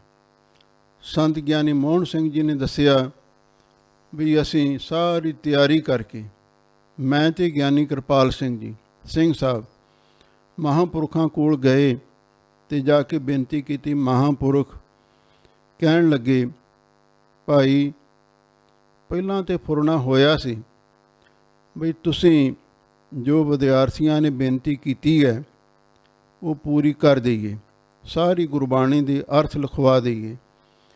ਪਰ ਫਿਰ ਬਾਅਦ ਵਿੱਚ ਸਾਡੇ ਮਨ ਦੇ ਵਿੱਚ ਫੁਰਨਾ ਹੋਇਆ, ਪੂਰੇ ਕਾ ਕੀਆ ਸਭ ਕੁਛ ਪੂਰਾ। ਵੀ ਗੁਰੂ ਨਾਨਕ ਸਾਹਿਬ ਸੱਚੇ ਪਾਤਸ਼ਾਹ ਨੇ ਬਾਣੀ ਉਚਾਰਨ ਕੀਤੀ, ਗੁਰੂ ਅੰਗਦ ਦੇਵ ਮਹਾਰਾਜ ਨੇ ਆਦਿ ਬੀੜ ਦੀ ਸੰਪਾਦਨਾ ਕੀਤੀ, ਕਲਗੀਧਰ ਪਾਤਸ਼ਾਹ ਨੇ ਸੰਪੂਰਨ ਬਾਣੀ ਦੇ ਅਰਥ ਪੜ੍ਹਾਏ। ਜੇ ਚਾਹੁੰਦੇ ਸਤਿਗੁਰੂ ਵੀ ਟੀਕਾ ਲਿਖਵਾ ਸਕਦੇ ਸਨ, ਉਹ ਵੀ ਅਰਥ ਲਿਖਵਾ ਸਕਦੇ ਸਨ, ਉਹਨਾਂ ਨੇ ਕਿਉਂ ਨਹੀਂ ਲਿਖਵਾਏ? ਇਸ ਲਈ ਹੁਣ ਆਪਾਂ ਨੂੰ ਵੀ ਇਹ ਕੰਮ ਨਹੀਂ ਕਰਨਾ ਚਾਹੀਦਾ। ਪੂਰੇ ਕਾ ਕੀਆ ਸਭ ਕੁਛ ਪੂਰਾ। ਗੁਰਬਾਣੀ ਗਹਿਰ ਗੰਭੀਰ ਹੈ। ਕੋਈ ਵਿਦਵਾਨ ਇਹ ਨਹੀਂ ਦਾਅਵਾ ਕਰ ਸਕਦਾ ਜਿਹੜੇ ਅਰਥ ਮੈਂ ਕਰ ਲਏ ਨੇ ਹੋਰ ਕੋਈ ਕਰ ਨਹੀਂ ਸਕਦਾ। ਪਰੇ ਤੋਂ ਪਰੇ ਇਹ ਗੁਰਬਾਣੀ ਦਾ ਆਸ਼ਾ ਡੂੰਘ ਹੈ। ਪੂਰੇ ਵਾਹਿਗੁਰੂ ਨੇ ਸਭ ਕੁਝ ਪੂਰਾ ਹੀ ਬਣਾਇਆ ਹੈ, ਇਹਦੇ ਵਿੱਚ ਭੋਰਾ ਵੀ ਵੱਧ ਘੱਟ ਨਹੀਂ ਕੋਈ ਕੁਛ ਕੀਤਾ ਜਾ ਸਕਦਾ। ਹੁਣ ਕਈ ਲੋਕ ਕਹਿੰਦੇ ਨੇ ਵੀ ਇਹਦੇ ਵਿੱਚ ਆਹ ਲਗਾ ਮਾਤਰਾ ਦੀ ਸੁਧਾਈ ਹੋਣ ਵਾਲੀ ਹੈ, ਪਰ ਜੋ ਸਤਿਗੁਰੂ ਨੇ ਲਿਖਵਾਇਆ ਹੈ ਉਹਦੇ ਵਿੱਚ ਨਾ ਘੱਟ ਵੱਧ ਸਤਿਗੁਰੂ ਨੇ ਕੀਤਾ ਤੇ ਨਾ ਹੀ ਸਾਨੂੰ ਕਰਨਾ ਚਾਹੀਦਾ, ਨਾ ਹੀ ਕਿਸੇ ਨੂੰ ਆਗਿਆ ਦੇਣੀ ਚਾਹੀਦੀ ਹੈ। ਜੋ ਕੁਝ ਗੁਰਬਾਣੀ ਵਿੱਚ ਲਿਖਿਆ ਹੈ ਅੱਖਰ ਅੱਖਰ ਇੱਕ ਇੱਕ ਲਗ ਮਾਤਰ ਉਹਨੂੰ ਸ਼ੁੱਧ ਰੂਪ ਦੇ ਵਿੱਚ ਹੀ ਉਸੇ ਤਰ੍ਹਾਂ ਹੀ ਕਾਇਮ ਰੱਖਣਾ ਚਾਹੀਦਾ ਹੈ। ਇਹੀ ਸੰਪਰਦਾਇ ਭਿੰਡਰਾਂ ਤੇ ਦਮਦਮੀ ਟਕਸਾਲ ਦੇ ਮਹਾਂਪੁਰਖਾਂ ਦਾ ਨਿਸ਼ਚਾ ਹੈ, ਸਿਧਾਂਤ ਹੈ, ਆਦਰਸ਼ ਹੈ ਵੀ ਗੁਰਬਾਣੀ ਵਿੱਚ ਵਾਧਾ ਘਾਟਾ ਨਹੀਂ ਹੋ ਸਕਦਾ। ਗੁਰਬਾਣੀ ਵਿੱਚ ਕੋਈ ਵੀ ਕਮੀ ਬੇਸ਼ੀ ਨਹੀਂ ਹੈ। ਸਾਡੇ ਆਪਣੀ ਸਮਝ ਦੇ ਵਿੱਚ ਕਮੀ ਬੇਸ਼ੀ ਹੋ ਸਕਦੀ ਹੈ, ਵਿਆਕਰਨ ਦੇ ਵਿੱਚ ਕਮੀ ਬੇਸ਼ੀ ਹੋ ਸਕਦੀ ਹੈ, ਸਾਡੀ ਸੋਚ ਵਿੱਚ ਕੋਈ ਨਾ ਕੋਈ ਕਮੀ ਬੇਸ਼ੀ ਹੋ ਸਕਦੀ ਹੈ, ਪਰ ਬਾਣੀ ਵਿੱਚ ਵੱਧ ਘੱਟ ਕੁਝ ਨਹੀਂ ਹੋ ਸਕਦਾ। ਸਾਨੂੰ ਇਸ ਗੱਲ 'ਤੇ ਵੀ ਭਰੋਸਾ ਕਰਨਾ ਚਾਹੀਦਾ ਹੈ। ਅਤੇ ਫਿਰ ਮਹਾਂਪੁਰਖਾਂ ਨੇ ਕਿਹਾ, ਭਾਈ ਹੁਣ ਤੁਸੀਂ ਚਲੇ ਜਾਓ, ਅਸੀਂ ਕਥਾ ਕਰਦੇ ਹਾਂ, ਜੋ ਤੁਹਾਨੂੰ ਚੰਗਾ ਲੱਗਦਾ ਹੈ ਉਹ ਆਪ ਹੀ ਲਿਖ ਲਿਆ ਕਰੋ। ਮਹਾਂਪੁਰਖਾਂ ਨੇ ਨਹੀਂ ਟੀਕਾ ਲਿਖਵਾਇਆ। ਫਿਰ ਵਿਦਿਆਰਥੀਆਂ ਨੇ ਆਪਣੇ ਤੌਰ 'ਤੇ, ਇੱਕ ਸੰਤ ਗਿਆਨੀ ਮੋਹਨ ਸਿੰਘ ਜੀ ਨੇ ਕਾਪੀਆਂ ਤਿਆਰ ਕੀਤੀਆਂ ਜਿਨ੍ਹਾਂ ਵਿੱਚ ਗੁਰਬਾਣੀ ਦੇ ਅਰਥ ਲਿਖੇ। ਇੱਕ ਗਿਆਨੀ ਅਮਰਜੀਤ ਸਿੰਘ ਜੀ ਕਿਰਤੀ ਜੀ ਸਨ ਮਾਲੋ ਕੇ ਫਤਿਹ ਦੇ, ਉਹਨਾਂ ਨੇ ਕਾਪੀਆਂ ਲਿਖੀਆਂ, ਅਰਥ ਲਿਖੇ। ਪਰ ਮਹਾਂਪੁਰਖਾਂ ਨੇ ਆਪ ਨਹੀਂ ਟੀਕਾ ਲਿਖਵਾਇਆ। ਬਾਅਦ ਵਿੱਚ ਫਿਰ ਸਿੰਘਾਂ ਨੇ ਗੁਰਮਤਾ ਕੀਤਾ ਵੀ ਹੁਣ ਭਾਵੇਂ ਠੀਕ ਹੈ ਵਿਦਿਆਰਥੀਆਂ ਨੇ ਕੁਝ ਅਰਥ ਕਾਪੀਆਂ 'ਤੇ ਨੋਟ ਕਰ ਵੀ ਲਏ ਨੇ, ਚਲੋ ਕੁਝ ਨਾ ਕੁਝ ਸੇਧ ਤਾਂ ਉੱਥੋਂ ਮਿਲੇਗੀ। ਪਰ ਨਾਲ ਹੀ ਉਹ ਕਹਿਣ ਲੱਗੇ ਫਿਰ ਮਹਾਂਪੁਰਖਾਂ ਦੇ ਅਨੁਭਵੀ ਅਰਥ ਪਹਿਲੀ ਕਥਾ ਵਿੱਚ ਹੋਰ ਦੂਜੀ ਵਿੱਚ ਹੋਰ ਕਰ ਦਿੰਦੇ ਨੇ, ਉਹ ਕਿੱਥੋਂ ਆਉਣਗੇ? ਫਿਰ ਕਹਿੰਦੇ ਮਹਾਂਪੁਰਖਾਂ ਦੀ ਕਥਾ ਦੀ ਰਿਕਾਰਡਿੰਗ ਕਰੀਏ। ਆਹ ਜਿਹੜੀ ਹੁਣ ਕਥਾ ਨੈੱਟ ਦੇ ਉੱਤੇ ਵੀ ਪਈ ਹੋਈ ਹੈ, ਸੀਡੀਆਂ ਕੈਸਟਾਂ ਤਿਆਰ ਕੀਤੀਆਂ ਗਈਆਂ ਸਨ, ਅਤੇ ਇਹ ਫਿਰ ਉਹ ਮਹਾਂਪੁਰਖਾਂ ਨੇ ਆਖਿਆ ਵੀ ਚਲੋ ਰਿਕਾਰਡਿੰਗ ਕਰ ਸਕਦੇ ਹੋ। ਫਿਰ ਉਹ ਕਥਾ ਹੁਣ ਵੀ ਵਿਦਿਆਰਥੀਆਂ ਨੂੰ, ਸੰਗਤਾਂ ਨੂੰ ਬਹੁਤ ਭਾਰੀ ਲਾਹਾ ਬਖਸ਼ਿਸ਼ ਕਰ ਰਹੀ ਹੈ। ਇਹ ਮਹਾਂਪੁਰਖਾਂ ਦਾ ਸੰਕਲਪ ਸੀ ਵੀ ਪੂਰੇ ਸਤਿਗੁਰੂ ਦਾ ਸਭ ਕੁਝ ਪੂਰਾ ਹੀ ਕੀਤਾ ਹੋਇਆ ਹੈ, ਇਹਦੇ ਵਿੱਚ ਕੋਈ ਘੱਟ ਵੱਧ ਕਰਨ ਦੀ ਕੋਈ ਗੁੰਜਾਇਸ਼ ਨਹੀਂ ਹੈ। ਗੁਰਮੁਖ ਐਸਾ ਜਾਣ ਕੇ ਅਤੇ ਗੁਰਬਾਣੀ 'ਤੇ ਪੂਰਨ ਵਿਸ਼ਵਾਸ ਕਰਦੇ ਨੇ, ਪ੍ਰੇਮ ਨਾਲ ਬਾਣੀ ਪੜ੍ਹਦੇ ਨੇ, ਸੁਣਦੇ ਨੇ, ਗਾਉਂਦੇ ਨੇ, ਵਿਚਾਰਦੇ ਨੇ, ਅਤੇ ਪੂਰੇ ਮਾਹੇ ਸਮਾਈ ਪੂਰੇ ਅਕਾਲ ਪੁਰਖ ਵਿੱਚ ਜਾ ਕੇ ਅਭੇਦ ਹੋ ਜਾਂਦੇ ਨੇ। ਇਹ ਹੈ ਪਾਵਨ ਗੁਰਬਾਣੀ ਦੀ ਵਿਚਾਰ ਜੋ ਸੰਗਤਾਂ ਨੇ ਸਰਵਣ ਕੀਤੀ। ਸਤਿਗੁਰੂ ਮਿਹਰ ਕਰਨ ਇਹ ਜਿਹੜੇ ਸਤਿਗੁਰੂ ਦੇ ਗਹਿਰ ਗੰਭੀਰ ਉਪਦੇਸ਼ ਨੇ ਸਾਡੇ ਹਿਰਦੇ ਵਿੱਚ ਵਸਣ, ਇਹਦੇ ਨਾਲ ਸਾਡੇ ਜੀਵਨ ਦੀ ਸਫਲਤਾ ਹੋਵੇਗੀ। ਸਭ ਸੰਗਤਾਂ ਦਾ ਬਹੁਤ ਬਹੁਤ ਧੰਨਵਾਦ। ਹੋਈਆਂ ਭੁੱਲਾਂ ਚੁੱਕਾਂ ਲਈ ਖਿਮਾ ਕਰਨਾ। ਪੂਰੇ ਕਾ ਕੀਆ ਸਭ ਕਿਛ ਪੂਰਾ, ਘਟ ਵੱਧ ਕਿਛ ਨਾਹੀ। ਨਾਨਕ ਗੁਰਮੁਖ ਐਸਾ ਜਾਣੈ, ਪੂਰੇ ਮਾਹੇ ਸਮਾਹੀ। ਵਾਹਿਗੁਰੂ ਜੀ ਕਾ ਖਾਲਸਾ, ਵਾਹਿਗੁਰੂ ਜੀ ਕੀ ਫਤਿਹ।